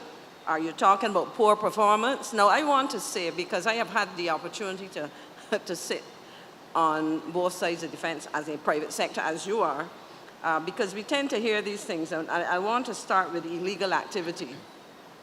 And the question is, when we talk about accountability, in the same way that I mentioned that when we're talking about performance, we also have to recognize implementation is part of the final outcome. And therefore, the two sides to the coin is that who's also going to hold accountable the other partner to the crime. Let me look at it that way. Poor performance, as you said, you can be asked to exit the cabinet. Poor performance as an MP, you'll be asked to exit the constituency, or whatever the case may be. But I have a difficulty sometimes with the notion that somehow these cabinet members or these politicians or these MPs or whatever are actors out there by themselves and of themselves, getting involved in tainted behaviors and whatever, when in fact it is. So my whole question of accountability has to do with both sides of the coin. I'll give you an example in terms of my ministerial responsibility.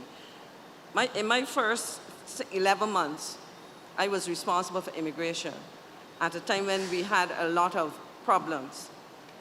But I had said to my permanent secretary, before I leave here, I want to lock up one of the employers who was holding on to passports, holding on to salaries, and treating illegal immigrants in very shabby ways because they know they did not have the recourse to the Labor Department and so on. So the point I'm making is there are two sides to a coin.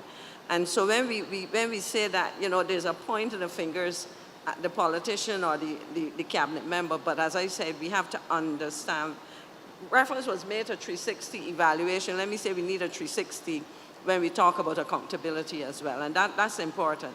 And the point was made that in terms of what I would call the internal aspect of it, meaning performance on the job and so on, outside of matters illegal, that is the purview of the Prime Minister, who appoints, and the word they like to use is appoints and disappoints. Thank you. There is a presentation from Peter Wickham, and at this point in time, we want to hear that presentation.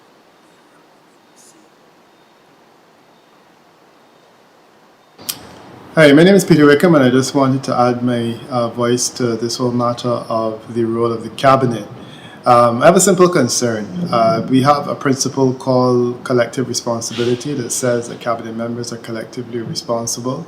And we also have a principle that suggests that the lower house should scrutinize the work of the executive, which is one of the principles enshrined in our Westminster system of government. My concern is that the tradition in Barbados, as is the case across the Caribbean, is that the size of the cabinet makes this impractical. So whether it be the current Mia Mottley administration, which has a large cabinet, or alternatively the previous Frando Stewart administration, which had effectively included all of the sitting members in the cabinet, you have a situation where the backbench is unable to supervise effectively the work of the executive simply because the cabinet ultimately takes into consideration virtually the entire backbench, either now or alternatively the backbench that was on the side of government in the previous administration. So the proposal is basically that we look at a constitutional limit on the size of the cabinet. This is done in the Cayman Islands, where there's a constitutional limit placed, so that at all points in time, the backbench would cumulatively be able to run an effective check on Parliament in much the same way that it would have been in 1994, when we had effectively a recall of the leadership through Parliament working and scrutiny. That's essentially my only concern. I think that we should consider placing a constitutional limitation on the size of cabinet so that regardless of who the Prime Minister is, that person would be precluded from making the cabinet so large that it threatens the ability of Parliament to scrutinize the work of the executive. Thank you very much.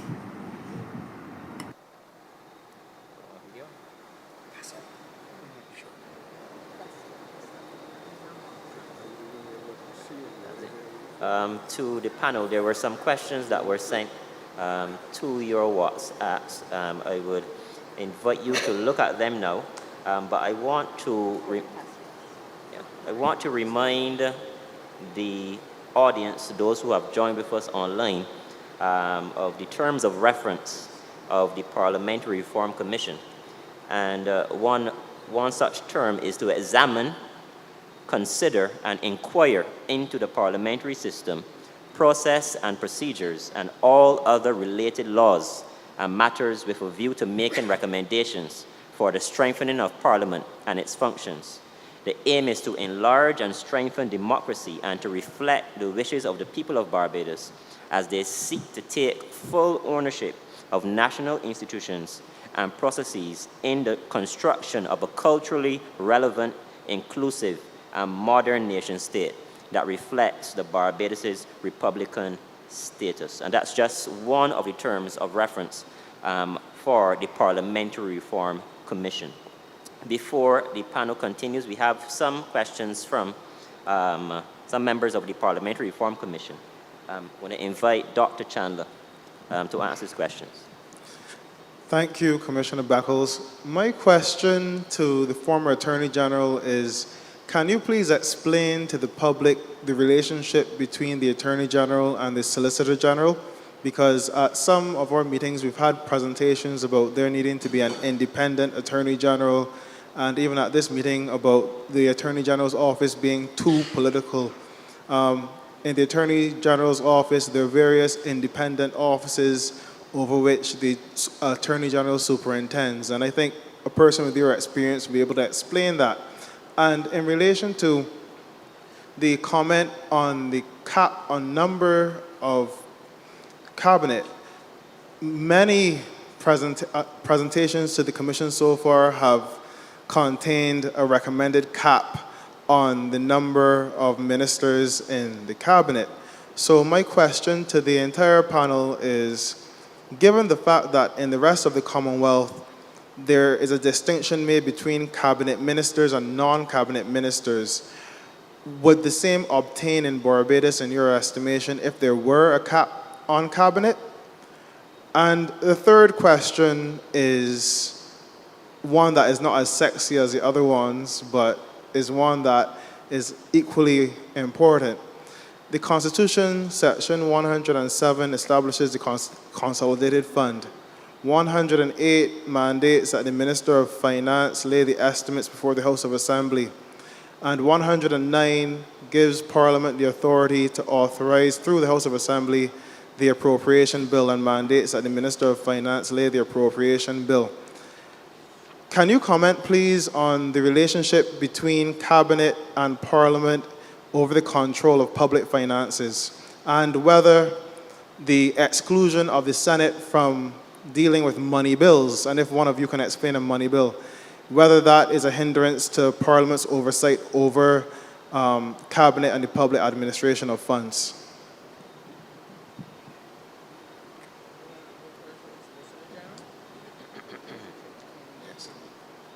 I'll take the easier question. The Office of the Attorney General is just not the legal advice to Cabinet. In any event, the Attorney General will naturally need support, and that's where the Office of the Solicitor General, because just really not just advice to Cabinet, it's the government's chief legal office, although the Attorney General is considered to be the chief legal officer. So that any claims against government, for example, are dealt with by the Solicitor General, by the Solicitor General's office, which is headed by the Solicitor General. And of course, then you have the Chief Parliamentary Counsel's Office, which is responsible for the drafting of legislation. And the Office of the Attorney General, you have the other departments. And mention was made by my friend earlier about whether or not the Attorney General should be responsible for the police, for example. So there are other offices, but that in essence is why is the difference. The Attorney General, yes, is considered to be government's chief legal officer, but the supporting mechanism is, of course, the fact that you need staff to assist you and being able to render that advice. And that's the remit of the Solicitor General's office.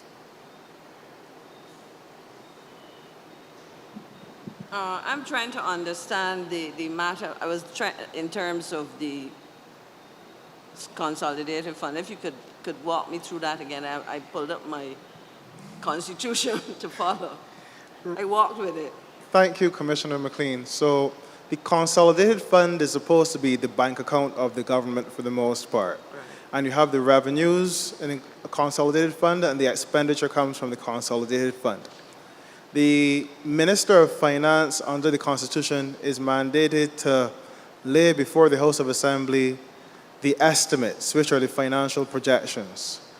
And then the Minister of Finance is also mandated to lay an appropriation bill, which is supposed to be asking the House of Assembly for permission to use funds from the consolidated fund to spend on public services. The House of Assembly, essentially, if you read the Constitution, has authority over the final say of the use of public funds, but it is Cabinet that makes a proposal to Parliament through the House of Assembly for the use of funds. And the Senate itself is excluded from commentary unless it's a resolution, but not for the passage of the bill, of a money bill.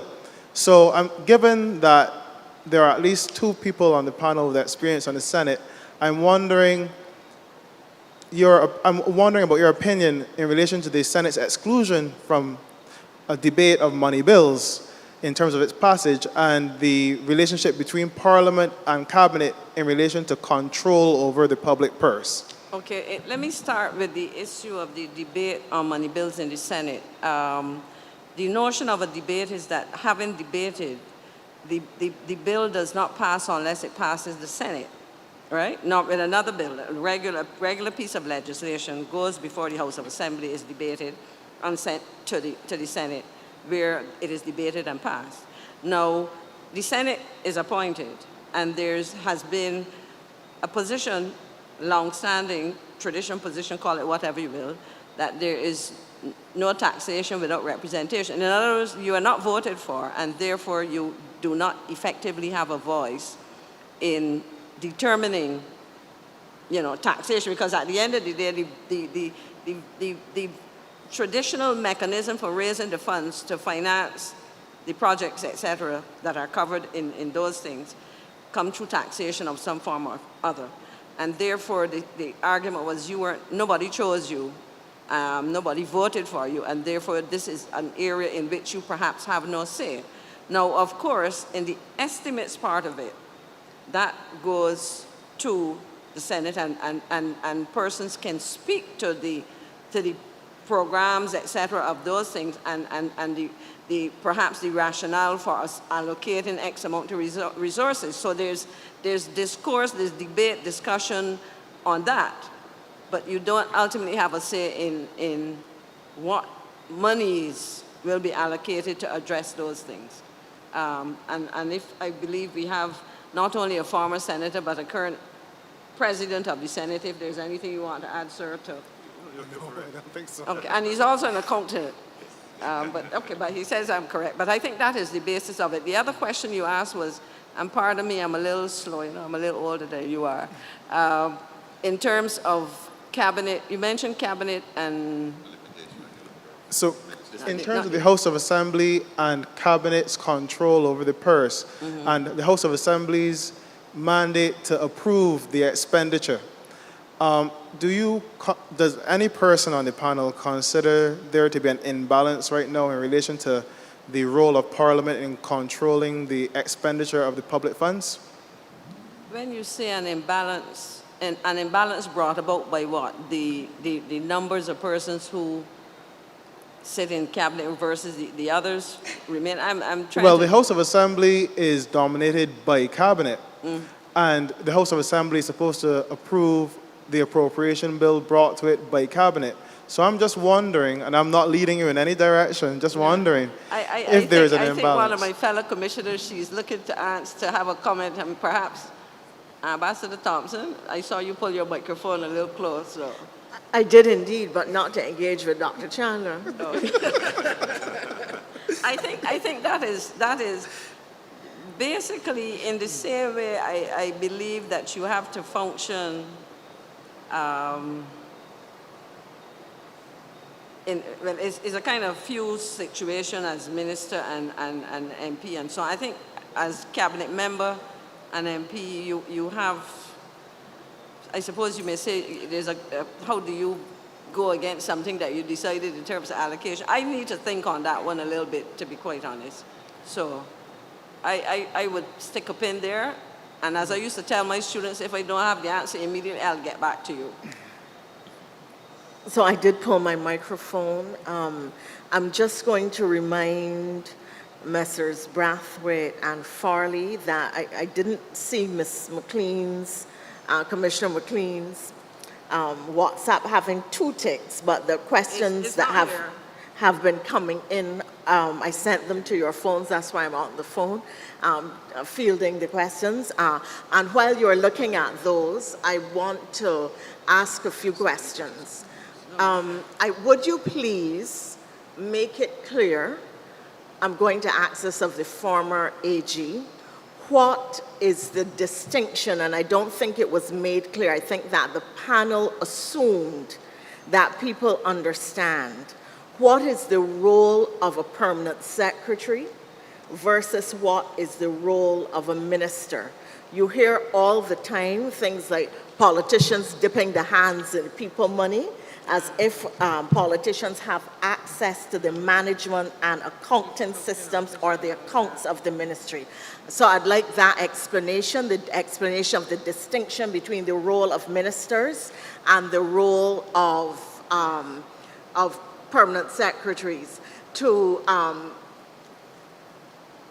His Honor, who is an accountant, every year much is made of the report of the Auditor General and negative comments on the management, the financial management of the ministries. Invariably, it is attributed to corruption on the part of the political class.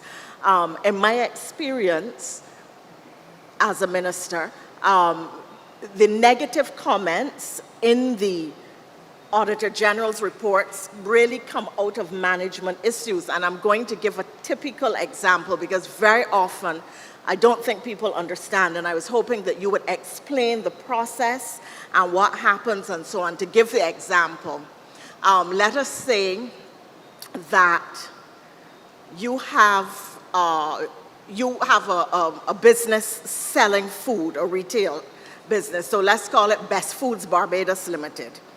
Best Foods Barbados Limited has an arrangement. It has been agreed with the ministry, the permanent secretary. They've gone through a bidding process.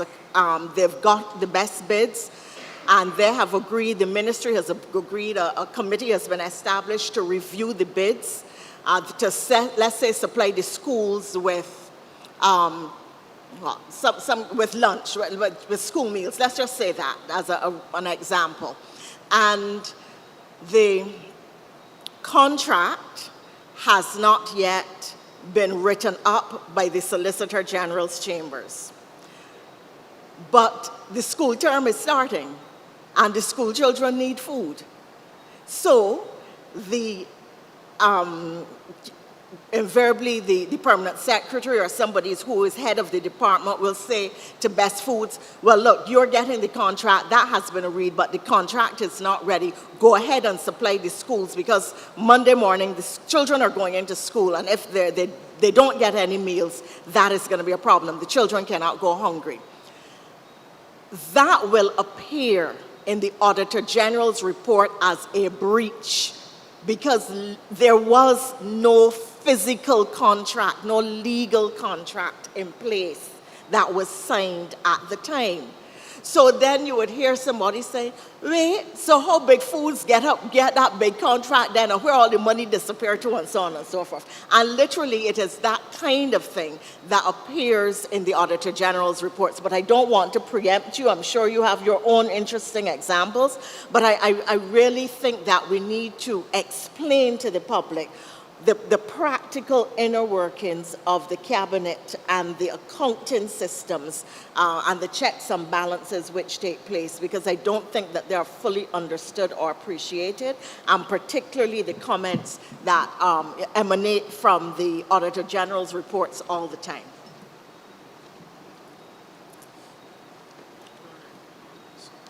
So let's recap in terms of what is the role of a government minister. I can list four broad areas. One, parliamentary. One of his responsibilities is to ensure legislatively that if there are any initiative that they're channeled through Parliament, he wants to, of course, he wants, if it's in his best interest, to have a good relationship with his fellow parliamentarians so that it makes his life easier in terms of having things done within a parliamentary framework. He is considered to be, as I said earlier, the chief executive officer in terms of policy framework within the ministry and the departments that fall under that ministry. He wants to keep an eye to see that the policy initiatives that is created by him as minister that they're carried out. So that's his policy, executive vertical policy. He has responsibility for his departments. During estimates, for example, he has a responsibility to ensure that as much resources is made available to his particular departments as possible. So if you have police and fire and post office, etc., you want to advocate for them with the Minister of Finance and ultimately with the Prime Minister to ensure that the resources are made available. And of course, as was said earlier, in terms of collective responsibility, that's also part of your remit as Minister, to ensure that that's not breached. And then finally, you're obviously an advocate for your policies. And that's why I mentioned to my friend earlier, in particular, that the relationship between the press and the minister can be two-way. That in fact that you can use the press also as your vehicle to get your message out there in terms of your public advocacy for support for your policies, right? But but the day-to-day functioning of the ministry. I remember that. In one of my earlier presentations, I mentioned that the conflict sometimes between the minister and the permanent secretary, not just in Barbados, but elsewhere in terms of where does the minister's responsibility begin and where does it end. The permanent secretary is, in particular, the chief financial officer, chief accounting officer of the ministry.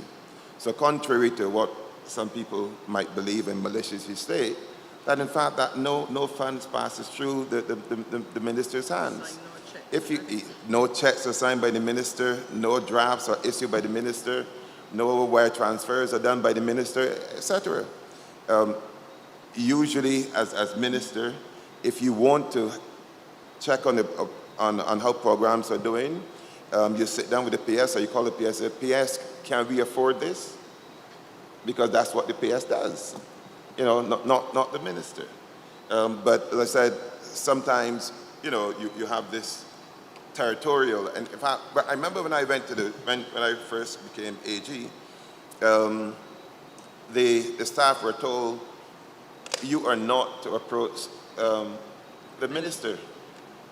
Any approaches to the minister must be done through me as PS. But I changed all of that because you really can't expect people to work for you and don't interact with them. But I hope that's simple enough for everyone to follow. that in fact that the day-to-day workings of the ministry is usually dealt with by the PS and the staff there. The minister drives policy. Thank you very much. Answering the question from Senator Thompson concerning the Auditor General's report. First of all, it's a very important part of accountability for public financial management.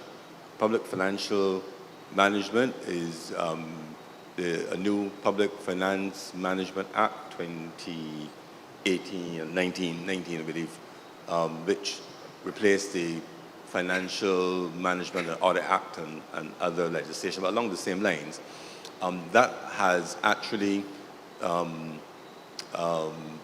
clarified or reinforced, I should say, a number of roles. The roles of the permanent secretaries, the chief financial officers are clearly specified. It has set out a governance framework for the state-owned enterprises, outlining the role of the chairman, the chief executive officers, and the ministers responsible for those state-owned enterprises.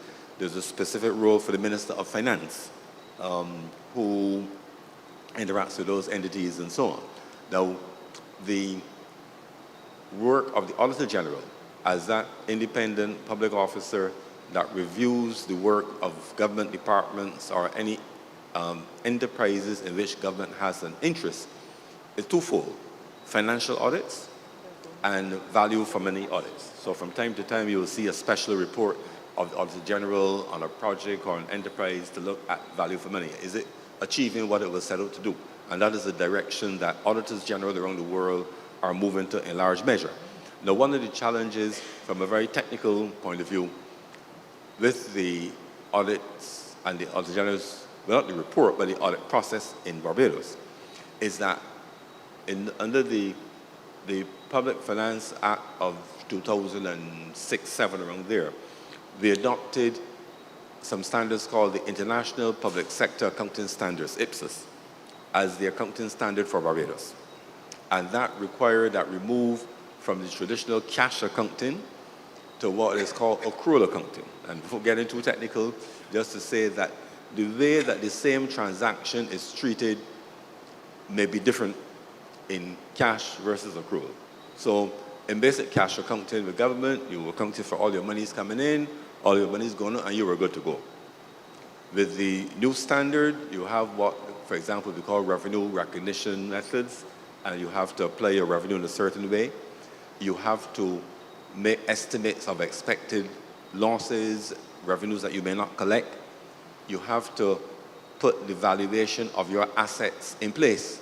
So you have to value roadways, public cemeteries, public parks, and so on and so on. So there's a whole of government approach. So central government plus the statutory entities should be able, in a perfect world, to give you a good valuation of what the government's assets and liabilities and so on are, apart from the actual money that is being spent. Now, in the audit process, auditors have rules to follow, and audit could only be done properly following the audit rules. And the Auditor General follows the ISOTI, International Supreme Audit Organizations, or whatever that body is called. They have their own Auditors General international body, their rules, their annual conferences, there's training. And just as the case with private sector auditors and people running companies, the two are in the same space, but sometimes operating, how should I say? Let me put it a different way. If you're following the accounting standards, so the Auditor General, given that the law says IPSAS is the order of the day, all of his audit and his analysis of what is before him, does it conform to IPSAS or it does not?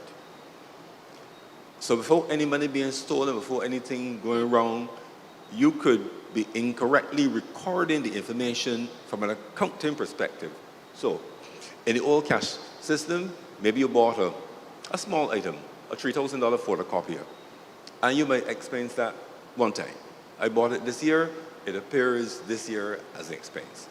Under these new rules, it may be that an accounting policy says we will treat things under $1,000 as cash items. We buy them, we put them in the same year. Things over 3 years, things over $1,000, we amortize. And you have to follow those rules. So the money is safe, it's going where it's supposed to go, but just recording it incorrectly is a point the auditor has to flag as incorrect. They failure to do bank reconciliations or do them in a timely and a consistent manner. A lot of technical flaws, unfortunately, still occur. And the other big one that occurs, there was no audit information. Now, the Auditor General has to walk by sight and not faith. Your private auditor of your company, no matter if he went to school with you, if you all play on the same cricket team, and according to modern rules, he will probably recuse himself because there'll be a conflict as far as independence is concerned. So, yes, we know that PS so-and-so or Chief Financial Officer so-and-so is a good and honorable person. But if the Auditor General says, listen, I need to see the documentation that shows the approval of this travel by the environmental officer to the conference. He's gone, the travel agent has been paid, the money isn't gone into cyberspace, you know. But the officer did not produce the cabinet approval or whatever. The Auditor General could only say that there is no evidence of this having been approved. He cannot walk by your say-so. So a lot of the things that are listed as unaccounted for, not explained, not supported by evidence, sometimes the officers come a day after the deadline and send it in. You haven't seen it. So there are a lot of technical issues. But that said, there's hope. Wearing my other hat as ICAB, I know that ICAB over many years has been working closely with the Auditor General's Department, the Accountant General's Department, the Ministry of Finance. We've done lots of training for public finance managers over the years, training in the International Public Sector Accounting Standards, IPSAS. We've done a lot of other training as well. We've also encouraged the government, and successive governments have increased the hiring of chartered accountants, qualified chartered accountants in the public service. These days, you cannot be a financial controller unless you have the chartered designation. Years ago, people held those positions based on experience as a government accountant, so that the auditors have better prepared material to work on and from. The other missing piece was this. There is something called an accounting policy manual. That is, how do I, within my company, treat certain expenses and certain accounting? How do I account for large purchase inventory, and assets and so on? And the government for a while did not have a full one in place in terms of the Accountant General's office. I believe that's been completed, but in the absence of that, the Auditor General staff had their view on how items should be treated, and staff in the ministries had their view of how they should be treated from an accounting point of view. So, separate from any situations where there may be people doing the wrong thing in terms of the traditional view of right and wrong, there's been a lot of cases where, from a technical point of view, there's not been consistency in terms of following all of the accounting procedures that the people working in accounts and working in the compliance areas, making sure, for example, we had a situation where there's a requirement to have people who are getting government pensions produce a life certificate every 6 months, I believe, to confirm that they're still operating in this realm of the flesh. And that was not done consistently at some point, and that obviously is a red flag, because it could mean that someone has transitioned to the spiritual realm. They've gone to meet their maker, but yet their pensions either are or could potentially have been paid. I mean, yes, the monies may be recovered after the fact, but those are technical violations which, between the new legislation, continued training for public officers is working to correct. Unfortunately, that is the one area, or those things are the one area, which, even though the minister, as a member of cabinet, is responsible for his ministry, he has no control, cannot tell anybody, do this or that. You cannot tell an officer how to write a receipt, what to write it for. You can give no directions of a financial nature. But yet, when the Auditor General's report comes out, you're responsible because it happened under your watch, it happened under your ministry. And it's one of those areas we have to look at. Finally, I will say this. Over the last many years, at the cabinet level, the cabinet has, when the Auditor General report comes out, directed that the accounting officers, the PS and the chief financial officers, write responses to the matters flagged by Auditor General. Those responses, however, do not usually get the same level of press coverage as does the Auditor General's report. There is a perspective, which I heard a member of the press articulate. I'm not saying that that's the overall view, but I can understand it. There's a view that good news is PR. If you want it out there, you pay or you undertake your own PR. Bad news is public interest. And therefore, we will circulate your bad news for free, but your good news, you need to work on the PR. But take no wrong, you find it right. As successive governments at the level of cabinet, we have not always understood how communication and the news media and so on works. I listen to Parliament, I've listened to Parliament over the years when I've been in it and when I've not been in it. I'm just strange that way, you know? But over the years I've listened. And many ministers over many years in Parliament have made lots of statements. They have explained things going on in the ministry. They have given context to legislation that is before them, things that they're going to change. And the reality is this: when you read the newspaper the day after or 2 days after, and they will say quite reasonably that they cannot cover everything. Well, fine. But sometimes the things that get covered are those which are, in their judgment, newsworthy. They're more sensational, for lack of a better word. They are what, in the editorial judgment of the news folks, and I respect the news, so just say, you do what you do, we do what we do. But sometimes the facts can be boring. But the facts are the facts. But the fact, so in our minds as cabinet people, we see, you know something? Well, I have given an expansive statement on this matter, and I'm done with that. I remember you have to repeat, you have to repeat, you have to repeat. The same audience may not read the paper every day, so even if you get coverage on a given day, they may not see it. So you have to repeat. And I'd like to say that if you go to church, for example, the messages are messages of many years ago. You go to church, you go to mosque. The messages aren't new. But the religious leaders are wise enough to know you have to repeat them, be it Friday, Saturday, Sunday, whatever is the day of worship. And I think really that in relation to even like the matter of accountability, there are people who say that they have not heard of policy X or Y or decision P or Q. And I myself have heard it on a given radio station or newspaper. But here's it. There are 12 or so radio stations in Barbados. There's one print paper and 3 or 4 or whatever online papers. And then there are the days when you don't check the radio or the newspaper. We cannot, as people responsible for government and governance, assume that because we've said it once, that it'll be heard. We have to repeat, and we have to also go to the multiple channels. There are lots of online broadcasts. The people who broadcast at 6 o'clock every evening, or they have the weekly conversations. We have to go to them. We have to go to where the people are to make sure that they are aware. Otherwise, we'll be thinking in our smug way that we have communicated and that we have accounted to the people, and they will have a view that is entirely different. So I trust that that has helped answer your question, Commissioner Thompson. Yes, we are drawing swiftly to the end of this session.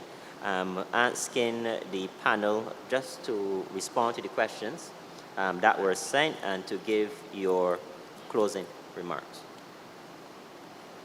So, I'll take the first one. I'm not sure if it's a question, but it says, this continued attempt from the panel speakers to legitimize political parties into our constitution really disturbs me. Parties must not be allowed to hijack our government. I really hope to address this hopefully next week. I was trying to work out how best to respond to that or what the author intended.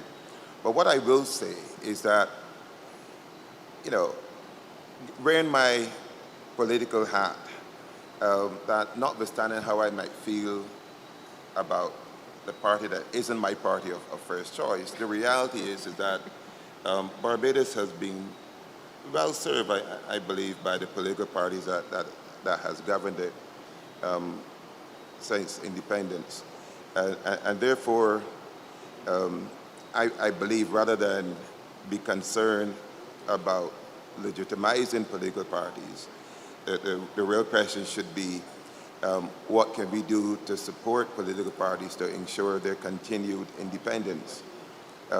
Things like campaign financing, what support can we give or should the government give to political parties to level the playing field so that so it contributes to our democracy in terms of ensuring that he who has the biggest paycheck doesn't necessarily win elections because he can, you know, organize the best facts and offer the most inducements, etc.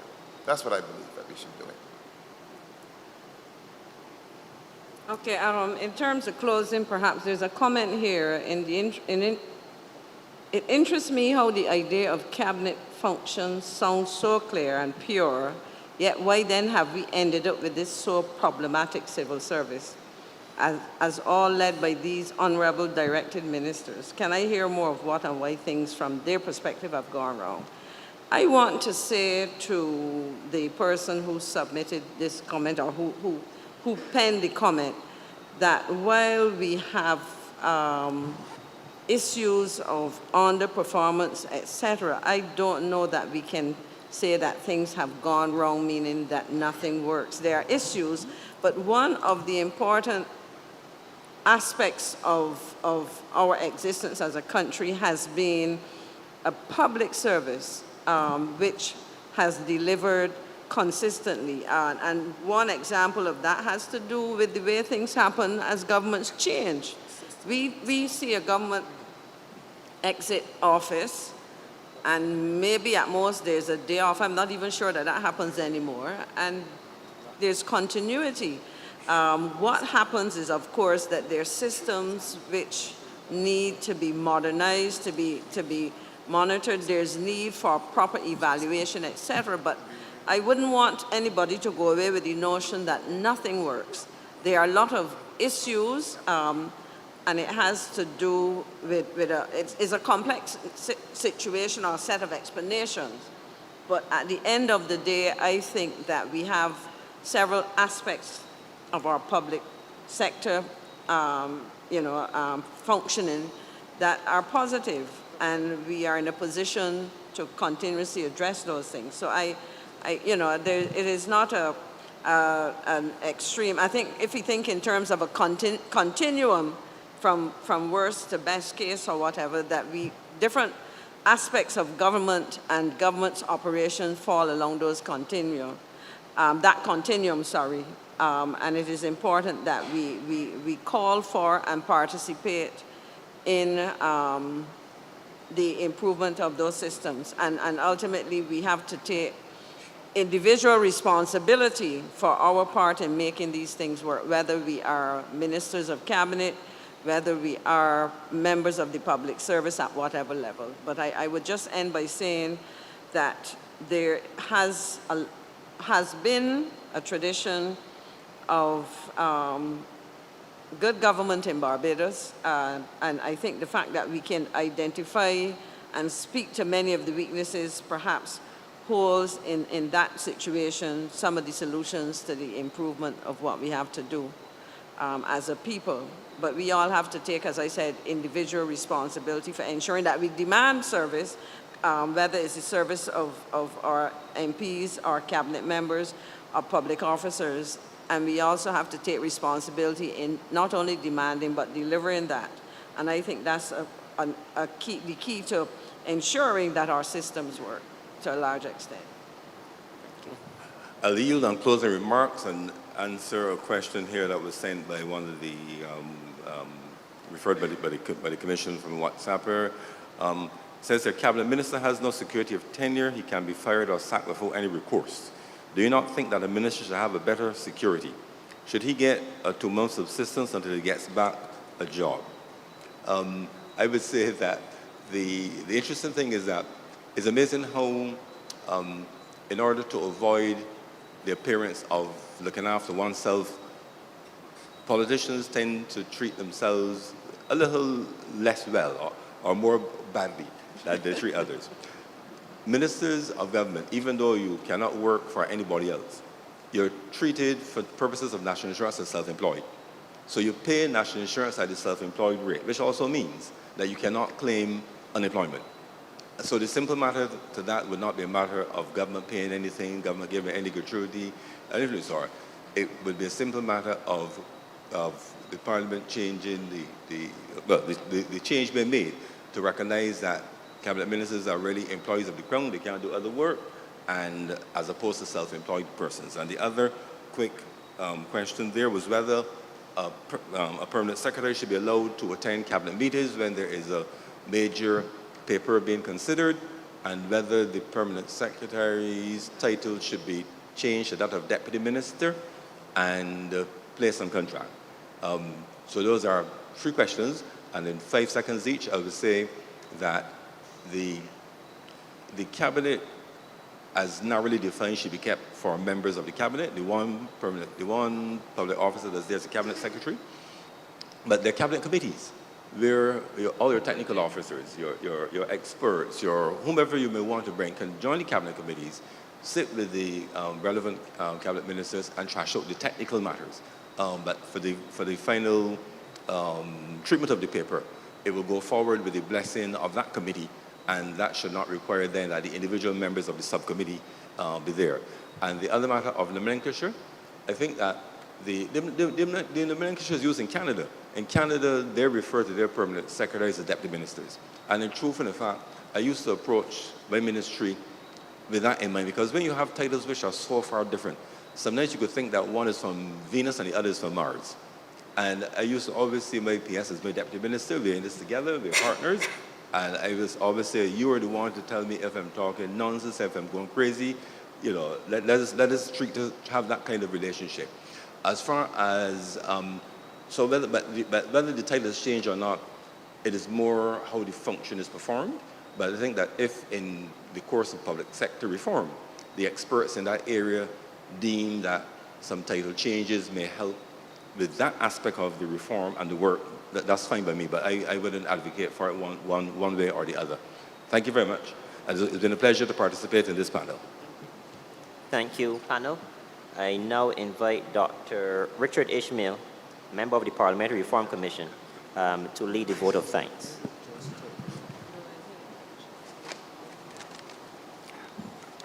Good night. Excuse me. I want to start by begging your indulgence to my hoarseness. Had an injury to my throat many years ago, and I get periodically hoarse. So just beg my indulgence. I think you should be able to understand. On behalf of the commissioners of the Parliamentary Reform Committee, I would like to first thank the governing body and principal and deputy principal of the Leicester School for allowing us to use their lovely facilities this evening. This is our first town hall meeting, and we seek to engage Barbadians here and in the diaspora to help us carry out the mandate given to us to reform our parliamentary system as we move forward from a post-colonial state into our republican state. Our previous town halls were done at the Barbados Workers' Union's Foundation School, Princess Margaret School, and last Thursday night at the Alexandra School. Our panel and guest speakers have dealt with the workings of the entire parliamentary system, the workings in the House Assembly, workings in the Senate, and tonight our esteemed panel, Senator Reginald Farley, President of the Senate and Cabinet member, Mr. Adriel Brathwaite, SC, former Attorney General and Cabinet member, and member of and Ms. Maxine McLean, former Senator, member of Senate, and a member of our commission. They have given excellent insights into the workings of Cabinet and opened our eyes to what goes on in Cabinet. I would like to thank them very much for the erudite presentation. I also thank Peter Wickham, journalist and social commentator, for his third presentation to us from overseas. I would like to acknowledge Oversight, who has been in charge of our live streaming for those at home and in the diaspora, and also Ms. Paula Medford for her interpretation for the hearing impaired. I would like to thank our parliamentary team headed by Mr. Pedro Eastman, the Clerk of Parliament and Secretary of the Commission, and his team for their organizational skills putting together this town hall. This is a hard-working team and supplies the Commission with all of its needs. I would also like to thank those who came in tonight and questions and presentations. Also to those who have joined us online. And I understand from Senator Thompson that we have 300 online tonight and about 200 who watched us last week. I'd like to thank the Barbados Police Force for the coverage of the event. And finally, I would like to thank my fellow commissioners. This is really a hard-working team with a mixture of youth and experience, which blends well together, and is ably led by Sir Richard Cheltenham and Sir Roy Trotman. I am embedded in the midst of lawyers, trade unionists, management specialists, university lecturers, and past parliamentarians. I feel very comfortable in their presence and happy to make a contribution to my country in a different sphere than medicine. I thank Sir Richard Cheltenham for his opening remarks and Commissioner Corey Beckles for chairing the session. It is just left for me tonight to bid you a good night, get home safely, and to join us at the 6th Town Hall meeting at the Steel Shed, Queen's Park, next Thursday, 21st of September, where we'll engage the youth of Barbados. Good night, all. Have a good night.